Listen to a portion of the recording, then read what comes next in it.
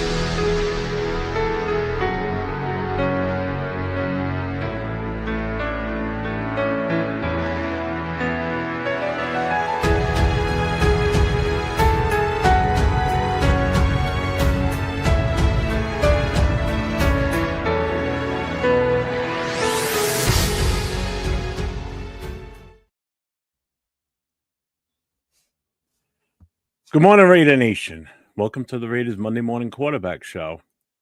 I'm 401 Raider Jeff. I'm joined by Jason, Raiders First Downs, and Chris, 4 Raiders. Chris will probably be in at some point. He's been playing around with his system, trying to fix his sound. So today, we're breaking down another flat-out embarrassing Sunday. The Browns came in, punched us in the mouth, and our offense never even put up a fight. And that disaster finally triggered the move we all knew was coming. Chip Kelly's gone, fired, out the door, out of the building. See you later. But here's a problem.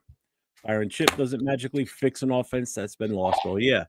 No identity, no rhythm, no urgency. And Raider Nation is tired of watching this team trip over its own feet every single week. So today, we're asking the real questions. What happened? Why did it take this long? What changes now? And what does the rest of the season look like with this offense in pieces? So sound off in the chat. We'll talk about it. We'll vent. And let's be honest, as always, like, subscribe, hit that bell, and let's get into it. Jason, are you ready for this show this morning? Yeah, I'm ready. It don't sound too positive.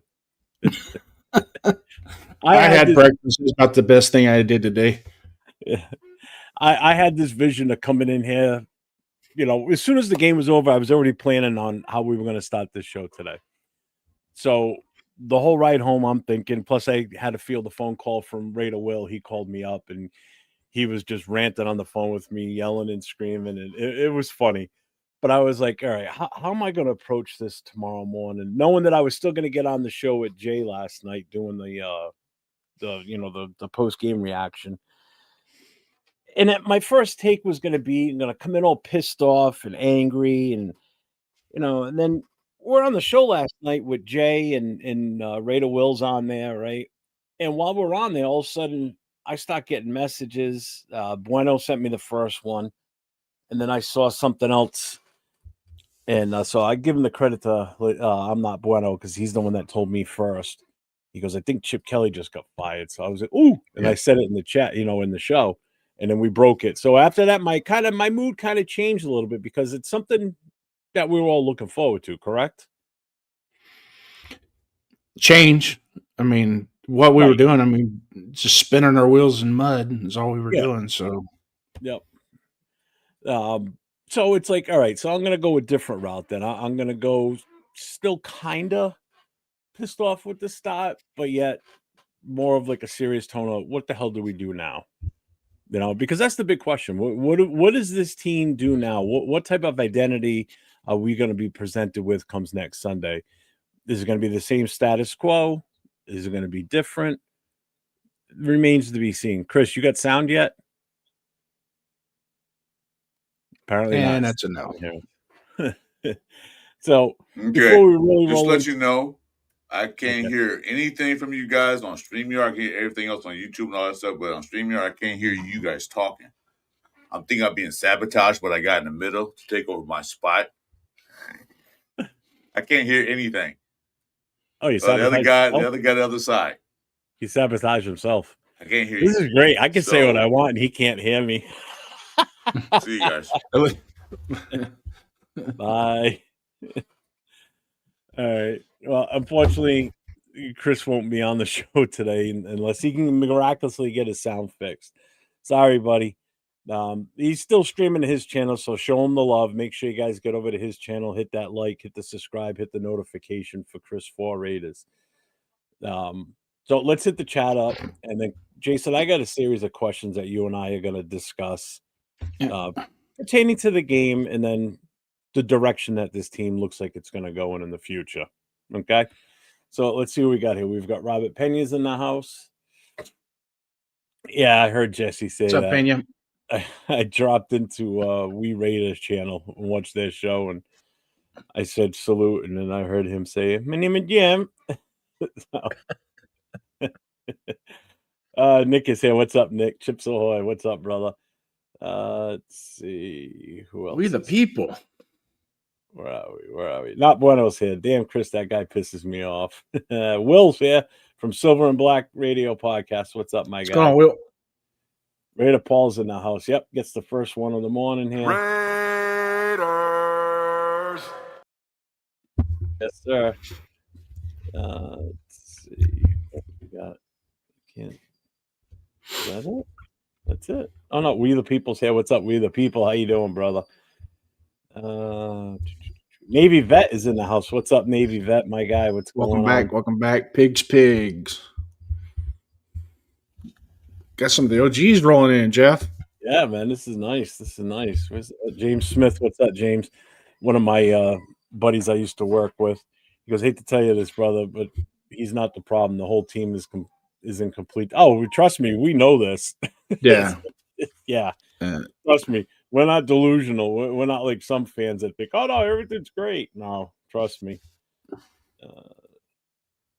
I'm not Bueno. Breaking news: Chris has been relieved of his duties. Jason Downs will now be elevated to co-host. We need a picture of Chip Kelly and Chris holding hands. Nugget overdose here. Pete needs to step aside and put someone as interim. Pete will only advise at this point, put in half veterans, half rookies, and hopefully we find a gem within the team and perhaps play a mesh. That sounds like a novel concept. But you know what? Once Pete's out as head coach, I don't want him anywhere near the team. I don't know. We'll get into that because that is one of the questions.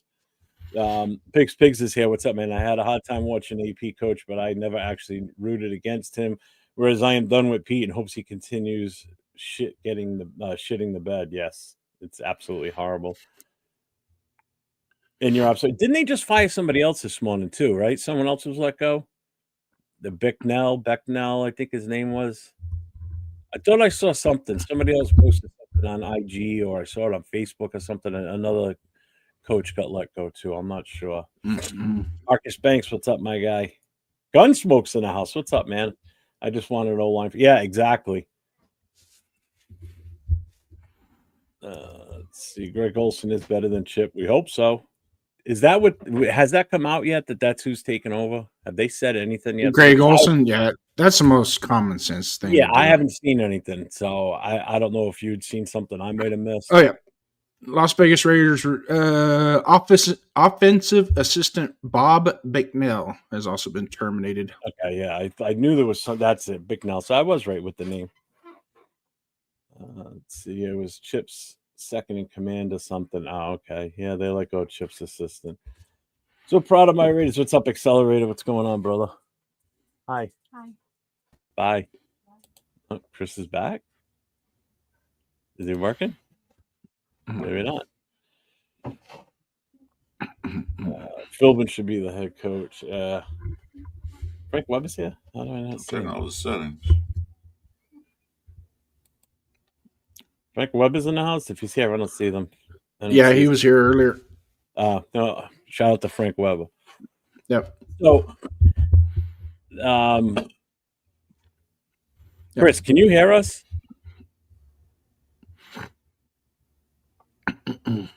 That's a no. Yeah. I might have to mute him if he's going to stay in here because he's making noise. He has no idea he's making it. But Anything. Yeah, see, I can't have him do that. That's not going to work. I wonder what the heck's going on. That's going to get. Oh, what do you say? I am convinced. I and many other Raiders fans could draft, develop, and coach the Raiders to more success than what's happened. Oh, there's hundreds of thousands of GMs out there. Yeah. There's probably millions. Yeah. So if we get into like our Marcus salute, bro. I'm actually gonna let you go at it here. So I'm gonna let you have your rant that you want. So we're gonna let Jason have the mic and let him say what he wants to say about, in particular, to yesterday's game. We're gonna get into the Chip Kelly thing. That'll be another whole rant in itself if you want it to be. But the floor is yours, my guy. Well, the biggest part of this rant is what the hell are we doing? There's no concept. There's nothing. It's like, are they practicing? They obviously have to be practicing like that throughout the week to play like that. Does that make sense? I mean, just the intensity level, execution. First and foremost, I've never seen an offensive line get. Forget about missing blocks. They were just flat getting run over. And I don't know if you noticed one time there was Myles Garrett line straight up about 4 yards off the ball, straight over the center, and just bull rushed right through. And all it looked like he had a 9-10 split in the bowling alley.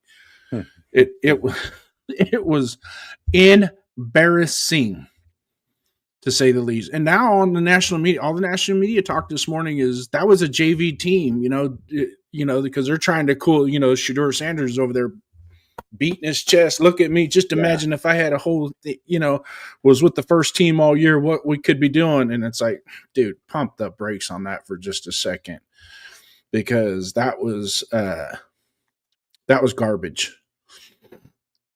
That was straight. And really, in all honesty, Jeff, be quite honest with you, and the rest of the people in the chat, I'm at a loss for words, and I don't think Chip Kelly was the biggest problem. I think he just happened to be, let's fire him. Maybe that'll send a message or something. But I don't think that's the problem. Aha, you thought you can get rid of me. I found why I wasn't on. But anyway, I'm sorry for you guys' conversation. Too bad. I'm here. All right, well, let Jason continue, because I'm asking you the same question when he's done. So to kind of follow along what we're talking about, I don't think at this point it's not going to do any good to beat my head on the table, beat my head against the wall, and jump up and down and be pissed off about this. It is what it is. I mean, just our Saturday night show alone, everything that we talked about Saturday night happened. I only missed Shedeur Sanders' stats by 20 yards. Yeah. You know what I mean? I'm like, and to be quite honest with you, that defensive side of the ball, there needs to be some heads fired on the defensive side of the ball. The only thing that looked halfway decent, and it wasn't on a consistent basis, but at times they looked decent and probably helped keep the score lower than what it was the front seven. Other than that bubble screen, I haven't seen that kind of effort since I watched a Pop Warner game. Literally there was 5 guys. They were chasing him, and they didn't even look like they were chasing him. They were just running so their mom can wave at him from the crowd. Yeah, that's what it seemed like, right? Like, I'm out here. Yeah. Wearing the uniform. Look, Mom, I'm chasing the ball carrier. Mom, hi. Yeah. That was when the game's over, I can take it home. Well, you know what? There should be a clause in their contract that when you play like that, you don't get to keep the jerseys. Those jerseys are the property of the Raiders. Give them back. So, Chris. Oh, what? Now he disappeared. Yeah. What, he go in the house and take No. shit or something too? I don't know. I'm here. I'm just working on some things right now to reset everything. So I got all my screens are gone. So I'm here. What's up? Hey, Chris, we're doing a live broadcast on YouTube right now. No shit, Jason. No shit. I'm aware of that, dude. Just give me a goddamn minute. I have to reset everything. Shit. I'm gonna step on your yard in a minute. I'm gonna do what you want to do. I don't care, man. Right now, I'm gonna piss on your yard. I don't care. I really don't care. You can do what you want, guys. I don't care right now. I'm not missing that kind of mood right now. I don't care. I don't care. Do what each one of you want to fucking do. I don't care right now. I'm in a bad mood. My shit broke down. I lost all my screens. The Rares got their ass kicked. We saw it. I said this will get their ass kicked. But that bad, I don't care. Do what you want to do. I'm in a bad mood. Now, if you want to ask me a question, go and ask me a question. Well, you can see the banner down below. Jason had his rant to talk about the game yesterday and everything. So this is now your chance. What game? The floor is yours. What game? That wasn't a game. That was just out there just getting a paycheck. That wasn't no goddamn game. I already said that. Well, we talked about that Saturday night. I talked about that Sunday morning. I already said the Raiders going to lose. They have no blocking. They have nothing. And what really, really, really pisses me off, I'm going to say this now, is that when I forgot who was hurt, when they're going to put Caleb Rogers out there and they pulled him back. I like, why? Then the announcer on a telecast said that, well, Pete Carroll's not, he said, I'm not here to develop players. I'm here to win now. What kind of bullshit was that? You know, what kind of bullshit was that? Then why you guys drafting players if you're not going to develop them? Okay, and I saw what you saw the office 10 sacks. They down there broke the freaking their own record. 11 sacks. Was that Jeff George in Atlanta when they sacked 11 times? They had 10. And if what's called they come out the game, they probably had 11, 12, 13 sacks. It's ridiculous. After 3 sacks or 4 sacks, 3 or 4 sacks, you need to, you know what? You're out. Bring them in. Did they make the adjustments? No. They did not make adjustments. Not like our offensive line sucks. We know we got injured players. 2 of injured. Glaze didn't show up, but 2 injured players. Oh, Michael. 2 injured players. Okay, we know that. I've seen other teams that had injured players, and the guys that come in are still blocking. These fools couldn't block a leaf blowing in the wind. If a leaf in the wind, they, oh shit, what was to do? No, they sat there and let Geno Smith get the rest. Genty, 70 yards, I think it was. Yeah, he had a couple of good runs. But other than that, he couldn't run the ball. So why are you doing play action pass? The defense knows you're not going to run because you can't. So here's my thing. Firing Chip Kelly, it's not going to solve the fucking problem. The problem's going to be solved when you start putting the guys in that can block. You know, Shadir Sanders had a decent game for his first start. Yeah, I'll give him credit for that. But that 60-something yard run for a screen pass was ridiculous. It was a bubble screen. Jason, was that bubble screen or was it a screen pass? Because I kind of had to watch the replay. I kind of missed it. But that's ridiculous. Don't watch the replay. You'll hurt yourself. Trust me. I didn't watch the replay. I had to go do a PB break, and I missed it. Like, God damn it. But anyway, I'm just upset that what the announcer said, what Pete Carroll said. I didn't hear him say that. I don't know if it's true or not. But he said, I'm not here to develop players. I'm here to win. Well, you can't win when your goddamn team is sorry. Adjusting, make adjustments. Yeah. You know, it was. I knew it was going to lose, but I thought it would be a closer game than that. I think everybody did. I was expecting a defensive battle, and it'd be like a 6-3 type win. Not that. Well, I said Cleveland 17, I think 14. I think I got to go back and look, but I figured it'll be like maybe they win by a field goal or something like that, but not like that. Not nowhere near like that. They wasn't even in the game. First quarter, I looked at it 14-0. By the time I looked up, like, what just happened? We're not coming back from that. We can barely get 10 points. So how are we gonna get 14 or 17 or 20 to win? Not happening. I'm done, my rap. I'm sorry, guys. I was a little frustrated because I lost all my shit and I gotta get it all back. So give me a minute. Well, you picked a good time to be in a bad mood and rant. Yeah, played out just fine. Yeah. You were in full character, my friend. That's perfect. Jason, you see my skin color? I'm always in a fucking bad mood. So Mike Garrett says deja vu. Yeah, you know what's deja vu? Not only the team, but these goddamn podcasts where we're always complaining about the Raiders. We haven't had a good fucking show since the Titans game. No, it wasn't even fit in, Jeff. It was good. It was good for the Patriots game. That was good because you. We didn't do a Monday show though. No, but we did show. The night show, but it was good because we did show. We was happy. You had a good time in New England with all the stuff you did. That was a great show. I think we did the night later on. Even the Titan game wasn't really a celebratory show because, shit, they're the worst thing. They're worse than us. Or we're worse than them. I ain't gonna look. We're definitely worse than them now. Well, they got an excuse. That was the only Monday this season where we were coming back on the show and doing it after a win. We haven't experienced a win since then, or prior to the Titans game. Yeah, the Titans that's game. What I'm talking about. Even that felt like a loss. In the Titans game, it was so great that I was at the game. It was fun. Being there.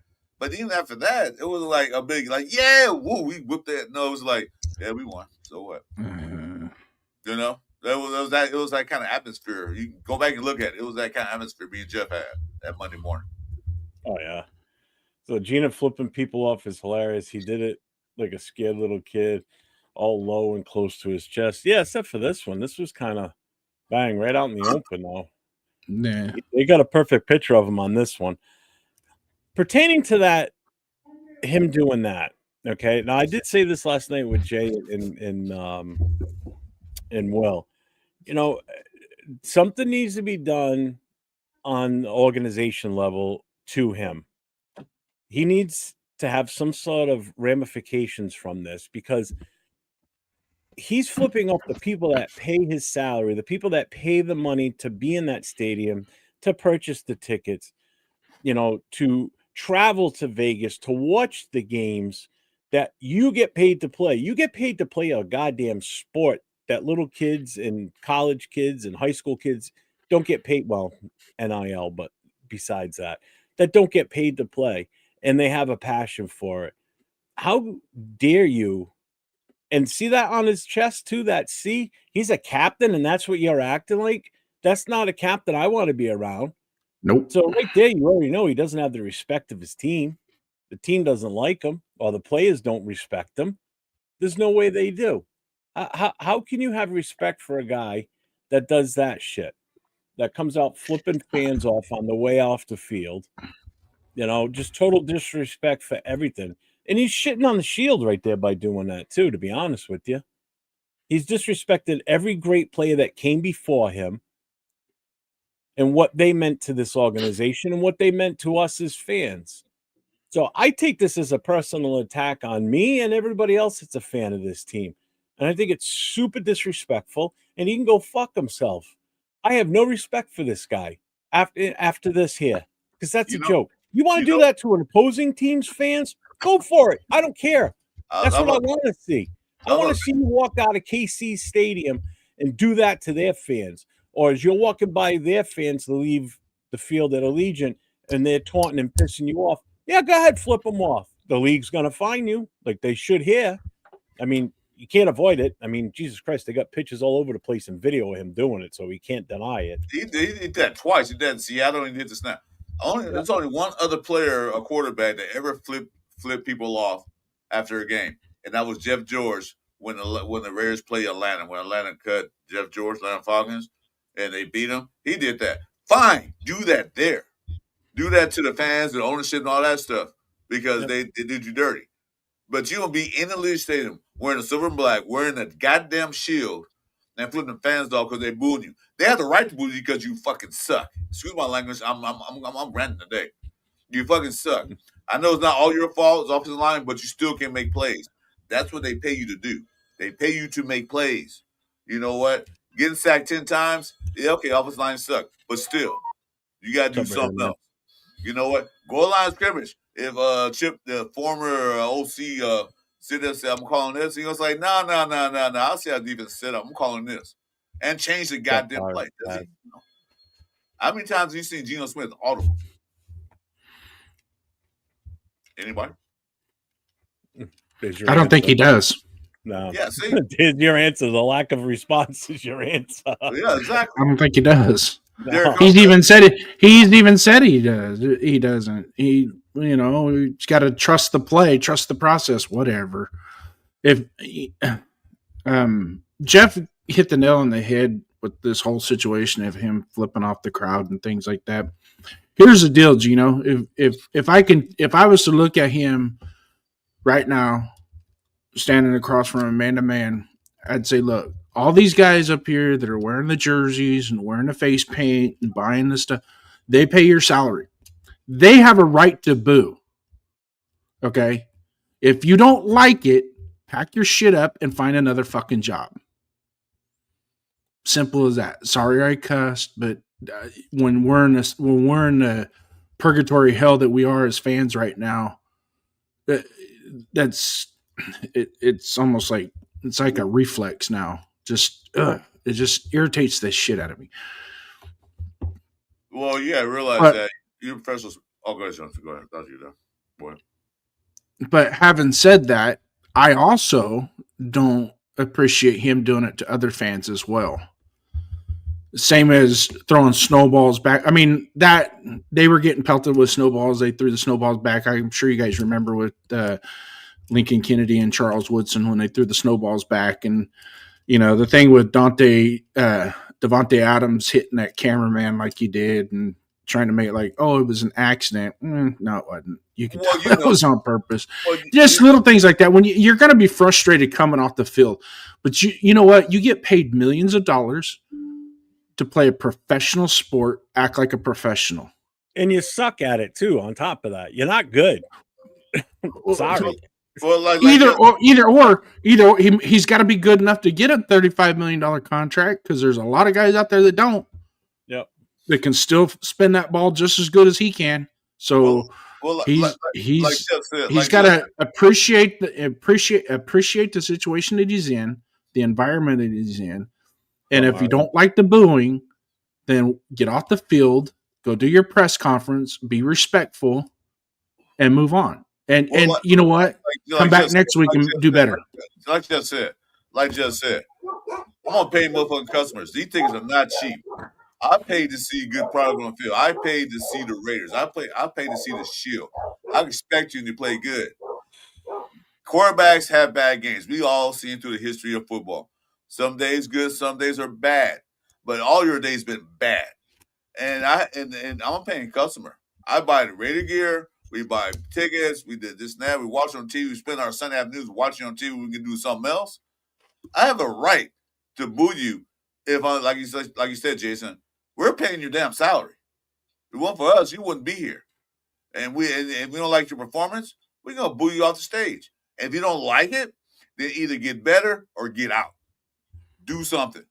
Because you're not getting no respect from the Raider Nation right now. Because now, they already fired Chip Kelly. Guess who's next on the chopping block? What's up, James Furpo? I don't know who else is a scapegoat, but you don't like it, stop being a fucking kid. You're 30-something years old. Be a grown man. Mm-hmm. If I get booed like that, I'm like, fuck, was it that bad? Let me go see what I did. Okay, let me get better at that the next game. Yep. Because you totally suck. I mean, it's not 100% your fault. It's 95% your fault because the offensive line is bad. But you got to make plays. Even Burrows, when he had a bad offensive line, what did he do? He made plays. He had a balanced line, and he still went to the playoffs. But that means they did go Super Bowl. And this is another example of us getting screwed with the schedule this year too. So we're coming off another embarrassing loss, and now we have to go to the Chargers. Who, I mean, what do you need to prepare for us? I mean, really, I mean, it's not that difficult to prepare for our offense and our defense. On top of that, I mean, it's not going to take much. It's really not. I mean, we have yet to win in SoFi, so that's already one strike against us there. Poor Afakasi. They already lost to the Chargers on Monday night, so they've already got one up on us anyway. Well, everybody could we still win? Highly unlikely, but and I know Nabman said that they should bench Geno for the first. I could tell you right now, unless that comes down from up above and Pete is forced to do that, he ain't benching Geno. Nope. There's no way he benches him. The guy's thrown 3 interceptions in one game. Can't really blame him entirely for those 10 sacks yesterday. That's the offensive line's fault. He didn't throw an interception yesterday. He did not throw an interception. But he had to get sacked in time. Where he's thrown 3 interceptions, bad play calling. He's been hobbled and hurt in one game, and they still never took him out of the game. So it's not going to happen. Every drive that we had, every offensive possession that we had yesterday, we had a 3rd and long. And I'm not just saying 3rd and 8 long. We're 3rd and 19, 3rd and 12, 3rd and 15. Every drive yesterday, we put either it was a false start, a holding penalty, or a sack. Well, 10 sacks. And then the beauty of it is 3rd and 19, we run a draw play against a run front. The other team had a run front. They knew you were just going to run the ball on 3rd and 19. So just hand the ball out to Ginty. We're going to tackle him, get off the field, punt the ball. Raiders.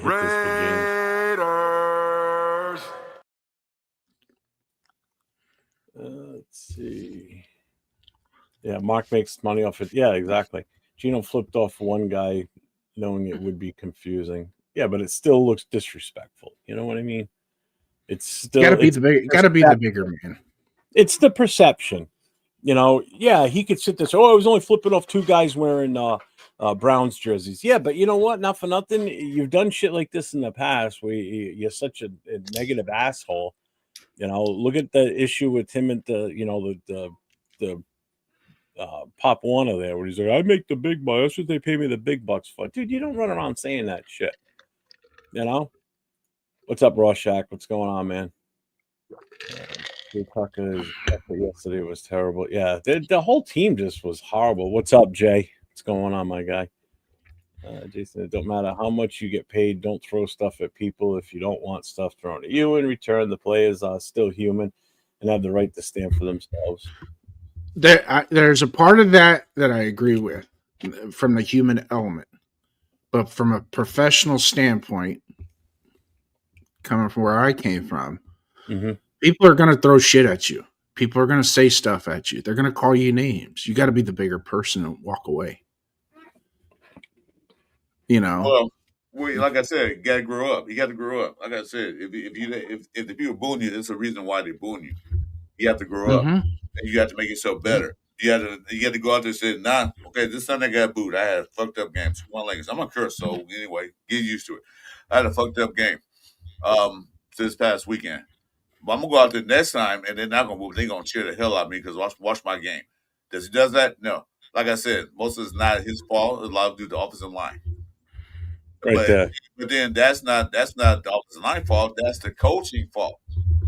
You're saying the offensive line had no responsibility over those sacks yesterday? Oh yeah, definitely. Yeah. That was not 90% of that was not coaching.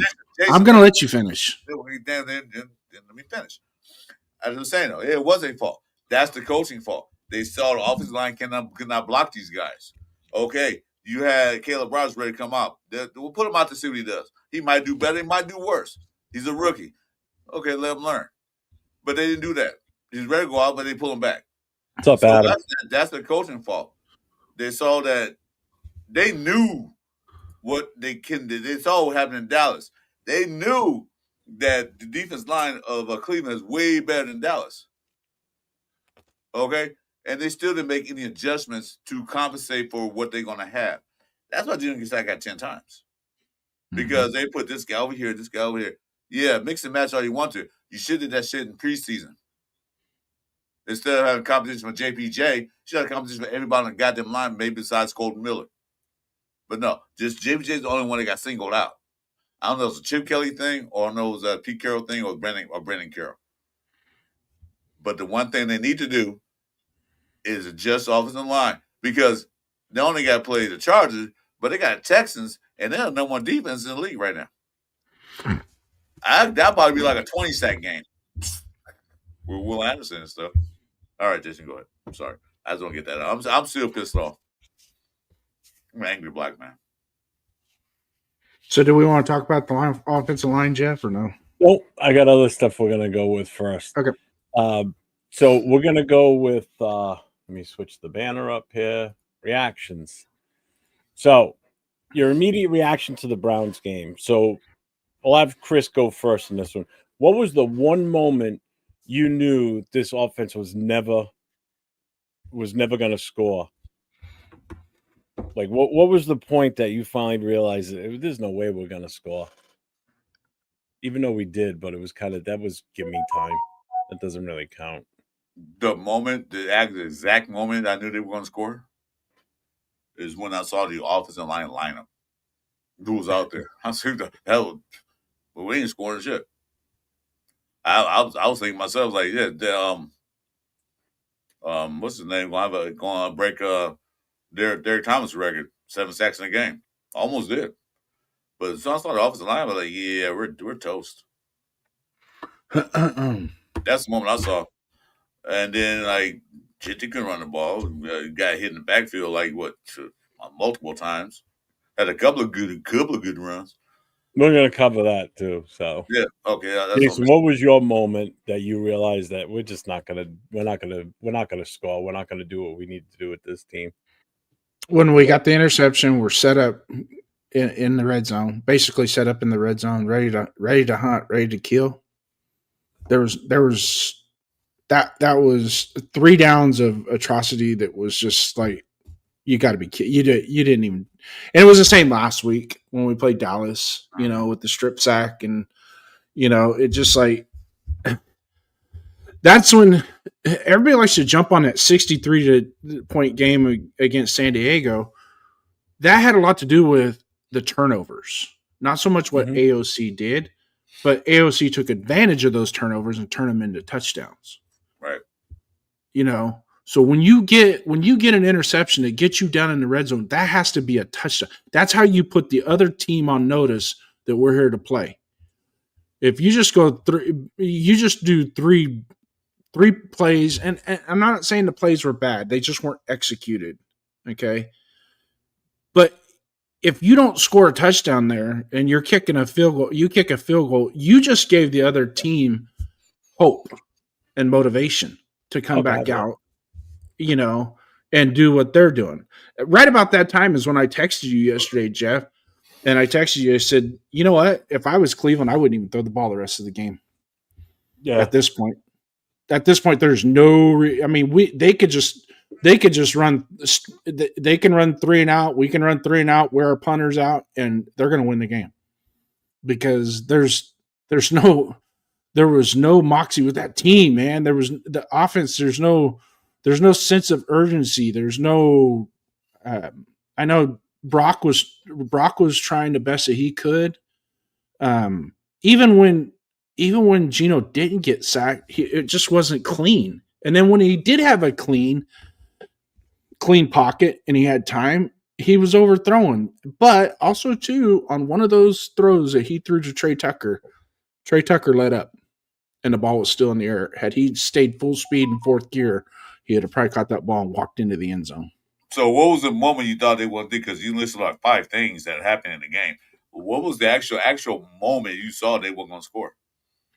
When I texted Jeff, and it was first quarter when we got that interception. Well, I didn't get that text, man. So as I was saying, you just about 5 things it was. I think the score was 7-3 at that point, Jeff.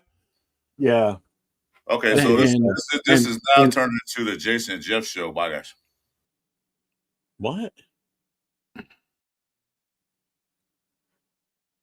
don't know what the fuck his problem is, but I'm getting fucking tired of it. I don't give a fuck you tired or not. I was just saying you ran by 5 things off. I was saying like what was moment though, but you said when they got in the red zone, and I didn't know before. I was just, so I was saying what that I was doing was there was a moment, and I was impeding how those moments just correlated throughout the game. Does that make sense? They kind of all go hand in hand. Yeah. Are we good? Yeah, no, I'm fine. I'm not. I got the Mondays. Apparently. Yeah, the Mondays, man, ever since the damn season started. Shit. Somebody's got a case of the Mondays. Fridays. Huh? Somebody's got a case of the Mondays. Yeah, I got the Mondays because it's like that every Monday after the Raiders play on Sunday. I tell you what, Chris, how about this? This make you feel better? I was like that during the game you talking about. Nah, Jason, I'm sorry. I get what Jason's saying. He kind of sorry, elaborated a little bit more, but yeah. I'm sorry, Jason. I'm just like, I mean, I'm just like, it's so you listen about 5 of it. It's more than that. You can listen like 10, 20 if you want to. That they love well, the 5 that I was expounding on had a lot to, I mean, I could come in here and just say, oh, when they kicked the field goal after the interception, you know, I mean, it got to be a little bit more prudent when we explain why. And using examples only helps. I'm saying in one turn. I said offensive line. I said, oh shit, we're in trouble because you got Garrett and then what's the name? The guy we could have Mason and all this stuff. They made some hell of plays. Nobody can block none of those guys. This Mason Graham, I wish we'd have took him. He's a rookie. I can show it, James. See, here it is. Oh, there he is flipping. Blur it out. I didn't blur it out. He made some good plays for a rookie. Yeah, well, the video, who of them got him? That's I don't understand that. But yeah, we did. We didn't. The video. The video does more justice. Oh God, yeah. No, but I get what Jason was saying too. It's like, and I agree with them on that because it's like you get the interception, you got it in short field, and you can't even punch the ball into the end zone. We have to settle for a field goal. That's what pisses me off. Is that type of shit? 2 weeks in a row. 2 weeks in a row. Yeah, we're settling for field goals when he makes them. Yeah, he missed one yesterday. Yeah, so it's like. The inability to just have any type of sustainability with offensive plays and moving the ball down the field, and people sit there and say, well, look what Brock Bowers did. That was late in the game, garbage time. They weren't playing us as strong. Myles Garrett was already on the sideline. He wasn't even out there. So yeah, of course Gino had time to throw the ball. And of course he's going to key on Brock Bowers because he's the best guy on the team to throw the ball to. He's going to catch it. He's going to get extra yardage. That's a guarantee. And he did just that. He had a phenomenal drive that where he was just catching them left and right and moving down the field. But we're showing up. We can't even get out of our own goddamn way. Offensive linemen tripping over each other. Quarterback that just can't see the field, doesn't have the chance to see the field. You got Genty being handed the ball, and guys, there was one point where he got the ball, and there were 5 Browns on him. As soon as he got the ball, a step forward. The ball's in his hands for the first. He gets the ball, and boom, he's got 5 Cleveland Browns in his face already. 5. They were in the backfield so fast that they could to the handoff. I like that. Damn, he's back there already. As soon as he got the handoff, they were back there. They could have took it and ran for it. Yeah, nobody's mad at Bowers. Sonya's a huge Brock Bowers fan. Obviously, you can tell by the logo. Don't be just mad at my boy, Chris. I'm not mad at Bowers at all. Bowers has nothing to do with that. And he's another guy that's a victim in all this. Him and Genty are the 2 biggest victims on this offense right now. You got one a potential superstar, one that's already proved that he's a superstar. Right. And we just cannot use them adequately to do what we expect them to do to help us win games when we can't adequately get the ball in their hands. And it's not their fault. There really isn't. Yeah, but Genti takes some blame for some of his mistakes, but you cannot blame him. And people better not keep calling him a bust, because I've seen that way too much already. He gets the ball in his hands and he can't run because either we pick a dumbass play like, hey, let's run it up the A gap. Let's keep running up the A gap, knowing that our guys can't make the hole for him, especially against these guys that they just played yesterday. Because not only do you have Myles Garrett out there, you've got Mason Graham out there, then you get Schlesinger in there. You're not getting through those guys, and they proved it. Our offensive line is soft. It's soft like baby shit. Yeah, you're gonna move out of the way. Like you just said, you're gonna draw a play on 3rd and 19. You ain't fooling shit. Up, Vincent? You can run on first down and get -2. And you're gonna try to run the ball on 3rd and 19. Yeah, okay, that works. That works every time on Madden 26, but not in the real life. Yeah, Carlson is definitely gone after this season. We'll have a whole new. Yeah, I'm telling you, if everything goes the way it should, we'll have a whole brand new team next year. They're gonna be a shit ton of new players. Yeah, because they got a practice player, a kicker on a practice squad right now. Yeah, I don't know what the hell happened with Carlson. I don't know why he's going so far south. Started last year. Because he probably get that extension like what's going to do? The punter did, Cole. But Cole deserves it because he's only one thing that we can depend on. Yeah, one bad punt, but other than that, he's pretty much consistent. His miss yesterday had a lot to do with the operation itself. It wasn't just him. Yeah, the whole thing was just a shit. That was a high snap. Cole had to rise up to catch it and hurry up and get it down. So it wasn't a good operation altogether to just pin that miss on just Carr. I know it goes down as a miss for him, but sometimes it was the whole operation. Sometimes you'll see high stats on other kickers stuff, and they recover from that and then do it. But you can't blame a player 100% of their fault when it's not their fault. When you got to do the snap, the placement of the ball, understandable. But he had some good snaps, and he still missed it before, not this game, but before. So I don't know what's right. And I understand that, but I'm talking specifically yesterday. And some of those too, if the operation isn't as smooth at a longer distance, it's harder. Shorter distance, 20, 25, 35-yard field goals, you can overcome that because it's just a matter of a half a 25 yards is basically a PAT now these days. So, yeah. If you miss something, let me ask you this then. I already probably know the answer, but I want the chat to chime in too as much as possible on these questions. So why was the offense so bad? So, I mean, let's be real. Was it the execution failing? Do you think it was the coaches, or was it just the players quitting and giving up? Because it did feel like a lot like players were giving up.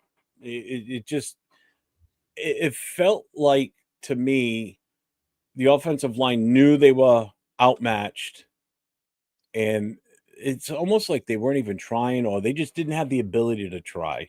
So what do you consider like the real cause was yesterday's downfall on the offense? We'll start with Chris on that one. No, you can start with Jason. All right, we'll start with Jason. Right. It's not the scheme. It's the inability of those offensive linemen to establish a block, sustain a block, and continue through. They can't do it. They're coming out the field with cleat marks on their chest plate, for God's sakes. That's ridiculous. That's for an NFL lineman, and it's not just one time. I hate to say it, but if you go back and watch some of those, and these ain't even blitzes, man. This is a 4-man pressure, or a 4-man run gap protection, and they're just beating the dog snot out of that interior line, and it's embarrassing. Putnam looks like he's holding on for dear life. As soon as the ball snapped, I feel bad for him. He looks like a woman in a parking lot trying to hang on to a purse from a purse snatcher. That's exactly what he looks like. He's just hanging on, and it's pathetic. And I don't think that's not coaching.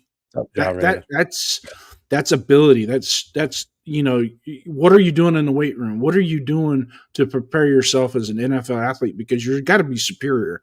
Now, am I saying being.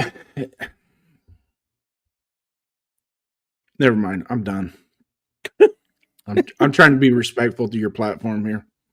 You're good. You're good, Chris. Go ahead. Yeah, that's why I said Jason go first. I can take a quick nap. Oh, Jesus. No, I heard everything you said. You're absolutely right. Talking to a ex-offensive lineman, Jeff. Like I said, I think we discussed Saturday. You want to make the pancakes, not be the pancake. I don't know how many times Putman was on his butt. You can't block when you're sitting on your ass. He couldn't block anybody. And they were lost out there. And as far as them getting it up, I don't know. Did they have the skill set? Well, they should have the skill set because being in the NFL, you have to be one of the elite players out of college. You know, it goes in order. High school, you gotta be good to get that scholarship to get in college, and then college, you gotta be good to get drafted in the NFL. So it goes for 50,000 to 20,000 to 10,000 to whatever 1,000. So you got to be the best of the best in order to get NFL. And these guys surely are not the best of the best, from what I see. No. And there are some guys out there they should have got or could have got. Did Spytek do his diligence and get offensive line? No, because they probably went. Well, he came in late. I'm not gonna blame Spytek for a whole thing, but I'm gonna put blame on everybody. They saw what they did last year. They saw we had problems in blocking. They should have addressed that in the offseason. They should address that. And they did draft 2 guys, but they're not there. They're not ready. Well, I'm gonna look at what's going on the field. The guys that get out there are not fucking ready neither. So why not put the new guys out there? Because I'm still pissed off. That's one thing that really pissed off yesterday about that game. Is that Caleb Roberts coming out and pull him back. Why? Let him go out there and see what he can do. He might have had some good blocks.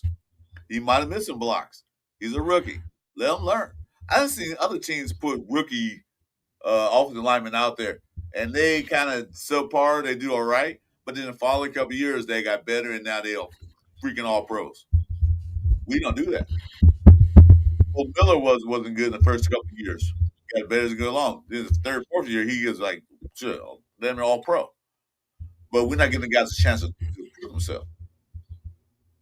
Because any time a rookie, Mason Graham, out there pancaking your ass, something wrong. And you've been league what? How long? 3 years? 2 years? Who? Putnam, the guy Putnam. He's in the league. This is his second year. The second year? Second or third, I think, on him. So he's not a rookie. So come on, man. Come on, man. No, he hasn't played very much, though. No, we were overmatched on every aspect of that front line. The one that really, I think, took a beating yesterday was Forsyth. He wasn't getting much help out there with Garrett on him. You know, I mean, I don't think there's many left tackles in this league now or even in the past that could handle Garrett by himself. Only because this is the first time you've seen him on camera playing against us. Like, I mean, how often do you watch Browns games? And I'll tell you what, man, that mother is huge, man. He is a fucking monster. He has what Max Crosby doesn't have, and that's that physical strength. I mean, you just look at him and go, "Oh shit, he's massive." The guy's got muscles on top of muscles. I mean, the guy is jacked to the max. Max isn't. Max doesn't have a muscle build. Max works with his speed, his finesse, athleticism, yeah. You know, Myles Garrett will bowl you over no matter who you are because he's that strong, and he's quick off the line too for a big dude. But he will overpower you easily. He'd knock me on my ass in 2 seconds. I know he would. I'm not dumb. I know I would not be able to hold him back. There's not many people out there that could. That's why that's why a lot of times league in sacks, because he knows exactly he can not only push you, but he can go around you too. He's not only big and strong, but he's fast too. Yep. So what chance you got? Forsyth, I knew it was gonna be a big problem for him. I said, yeah, well, even Cole Miller probably can handle a little bit better, but he's still the 8. You know, regardless. So what's up, Roscoe? I just want to mention this here. He goes, that's why Vrabel, no Johnson didn't come here. Vrabel had no shot of coming here. He wasn't coming because the in, season wasn't even over for the Raiders. The Raiders still had. We knew where he was going. Yeah. And Jared Mayo got fired 5 minutes after our game started. Patriots had the 1 o'clock game. We had the 4:30 game. Their game ended. The people were still in the parking lot, and Jared Mayo was walking out of the facility with his box of stuff from his office. As soon as I was told that he was fired, the first thing I said to the crew I was with watching the game, I said, well, there goes Vrabel coming to the Raiders. We had no shot at it because you knew exactly where he was going to go. He played there. He likes it there. The fans adore him. They love him. Robert Kraft loves the guy. There was no way he was going to go anywhere else. So we had no shot of getting Vrabel. Even if Jared Mayo was still with the team, I don't think Vrabel would have come here regardless anyway. I would have liked it. But once Mayo got fired, that writing was on the wall on that one. That was over.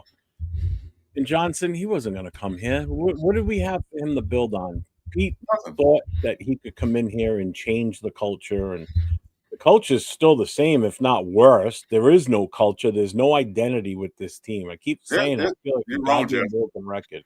You're wrong, Jeff. We have a culture. It's called a losing culture. So you're wrong about that. True. You know what, Chris? I'll give you that one. But see, you know what? Ben Johnson come here. Well, what happened when Ben Johnson was Chicago? They were terrible last year in keeping Caleb off his butt. What did Ben Johnson go to do? He probably went and told him, like, I'll coach for you guys, but it's one thing you got to do. You got to build this goddamn offensive lineup so I can make plays and call plays for my quarterback. Yeah. And that's why he went there. I don't think Raiders even gave him the opportunity to say, no, well, we're going to draft what we want to draft. Well, I'm not coming there. You didn't even had a chance at him. Yeah, play calling was terrible. Gino was mostly the issue too. Started with the play calling and trickled down from there. Yep. Downs needs Blues story time. No, he doesn't. We can't be pass blocking 85% of the plays. We should be 60 to 40 run blocking. And you know what? And I agree with that too. You know, if we keep doing these pass blocking schemes, or you keep going for the passes, you're basically just putting your offensive linemen back on their heels right off the bat. Yeah. So it was 40. I just saw it. 44 pass attempts. So 44 snaps. These guys are dropping back. You know, they're going into pass protection.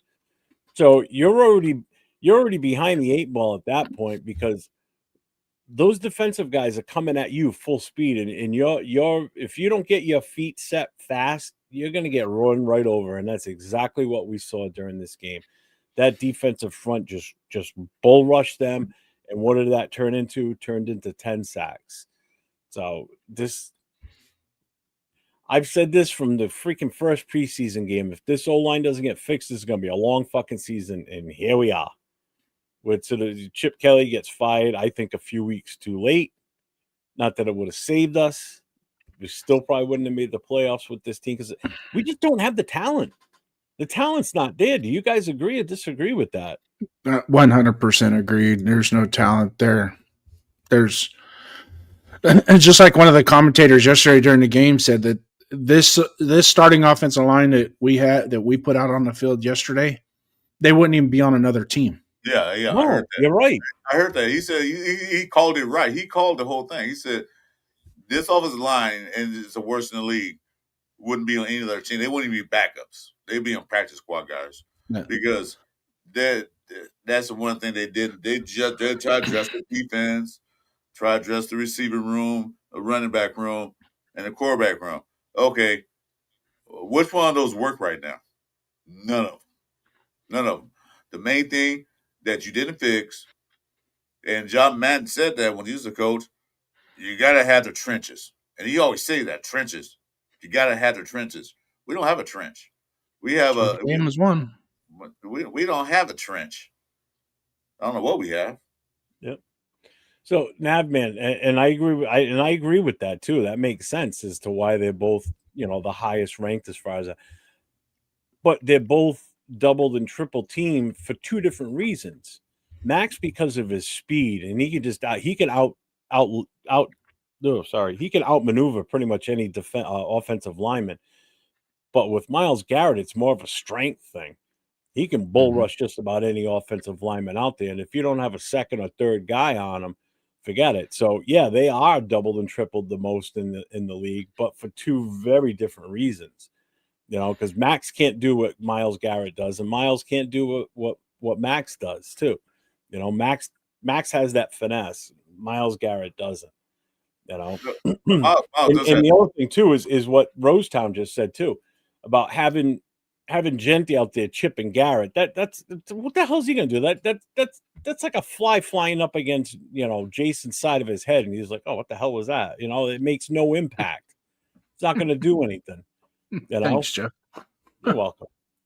Unless there's nothing up there to do damage to it, so whatever. Unless the jalapeno cover flies, yeah, there's a different story.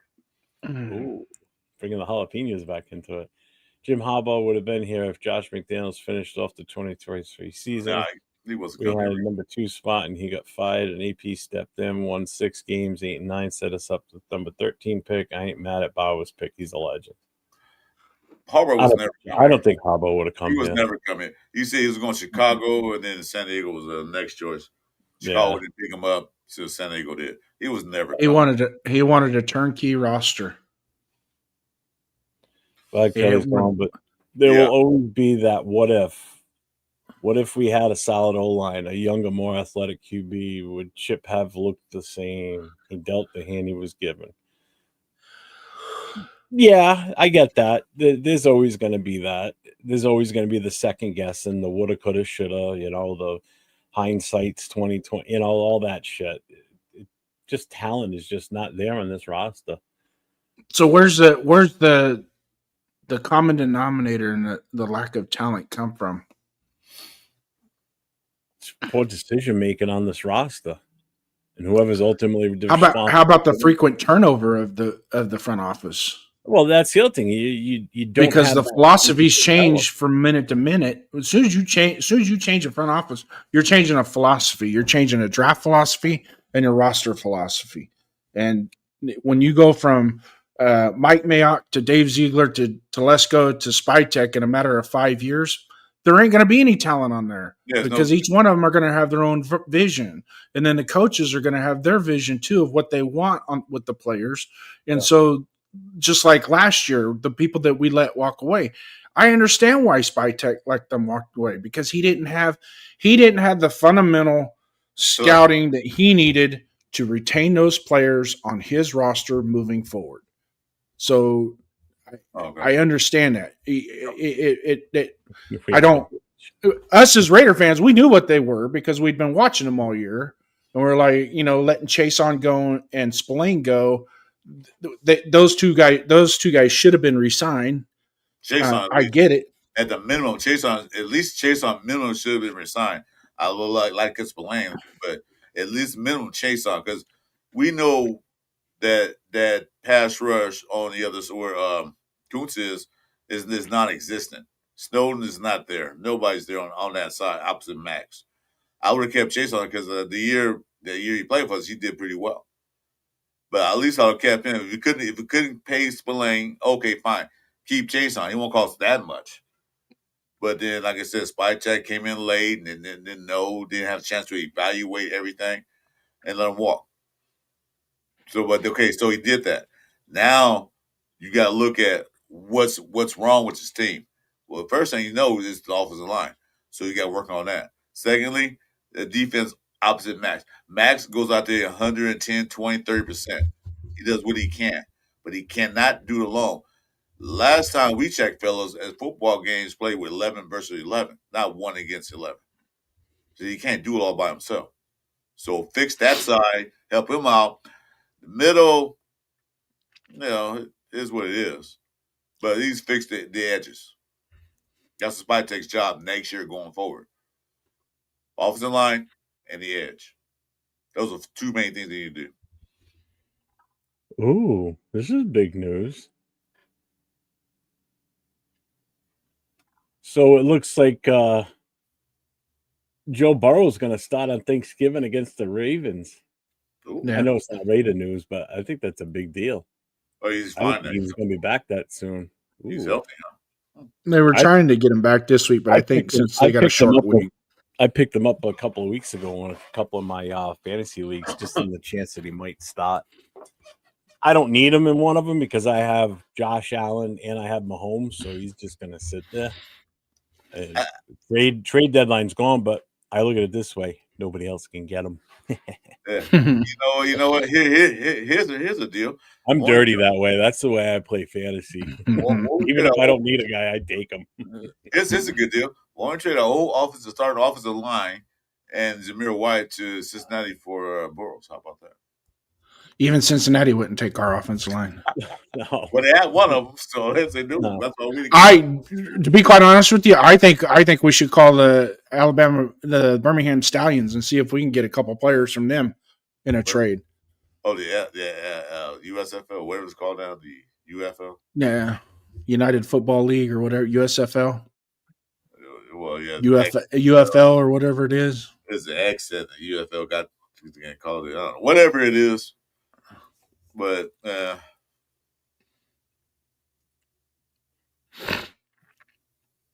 Oh, that's they talking about the fantasy league. Yeah, Josh Allen ain't looking too hot lately. He only got me 8 points this past week, but I still won by like 50. Go figure. What's up, Donuts? Donuts Dunkin'. For that, it's afternoon for me, not for them. It's the West Coast. No. So this leads to our next question now. So the fallout from yesterday, the bad game, the consistently bad offensive play calling. So now Chip Kelly's firing and the fallout from it. So Chip Kelly's out. Honest question. Do you guys think this fixes anything, or is this just the Raiders changing the nameplate on the office door? Just the product's not going to change. It's going to be the same shit. Do you honestly think we're going to see a different variation of this offense going into next week? Ooh. Good. It doesn't change shit because it was the same old offensive line. Made the play calling be a little better because I understand that Greg Olsen probably going to take over the play calling. I don't know if that's true or not, but probably so. Let's be the same old shit because maybe the different play calling, maybe call a play call different situations because, like I said, the thing was that last week, Jason, the Dallas when it was 3rd and 2, and they tried a quarterback sneak. Who calls that play on 3rd and 2? Maybe they'll change a little bit, but it won't change it better where we all of a sudden we're an offensive dominating team now. Because if Greg Olsen take over, we know Greg Olsen's history. We know what he did with Derek Carr and all that stuff. But the only way they're going to change is if Greg Olsen can come in and say, we got to change the offensive line. We got to put Rodgers in there. Maybe we try Grant out. Say Grant's not ready, we'll get him ready. We got to change the offense. Maybe put Glaze at right tackle and put Grant at right tackle. Grant at right guard. Put what's the name? Grant at right tackle, and maybe get Rodgers at left guard. Change up a little bit to see what happens. Because what do we got to lose? We're not gonna have a winning record. That's apparent. We're not going to the playoffs. The only thing we're fighting for right now is the draft pick. In order to get a top pick, we got to keep losing. In which the way this team looks, we probably will keep losing because the next 6 games is against some defensive teams, especially the Texans. I can't wait to see that Texan game, see how many sacks they get in that game. I'm a Raider fan, but I'm also like reality. The reality is that if they don't change the offensive line, no matter what offensive coordinator bring in, it's not going to make a freaking difference. Not one bit. So we'll see what happens. I'm done. So before you go any further, I want to bring something up here real quick that I just saw. Hang on. Where was I? Here it is. Nope, not that one.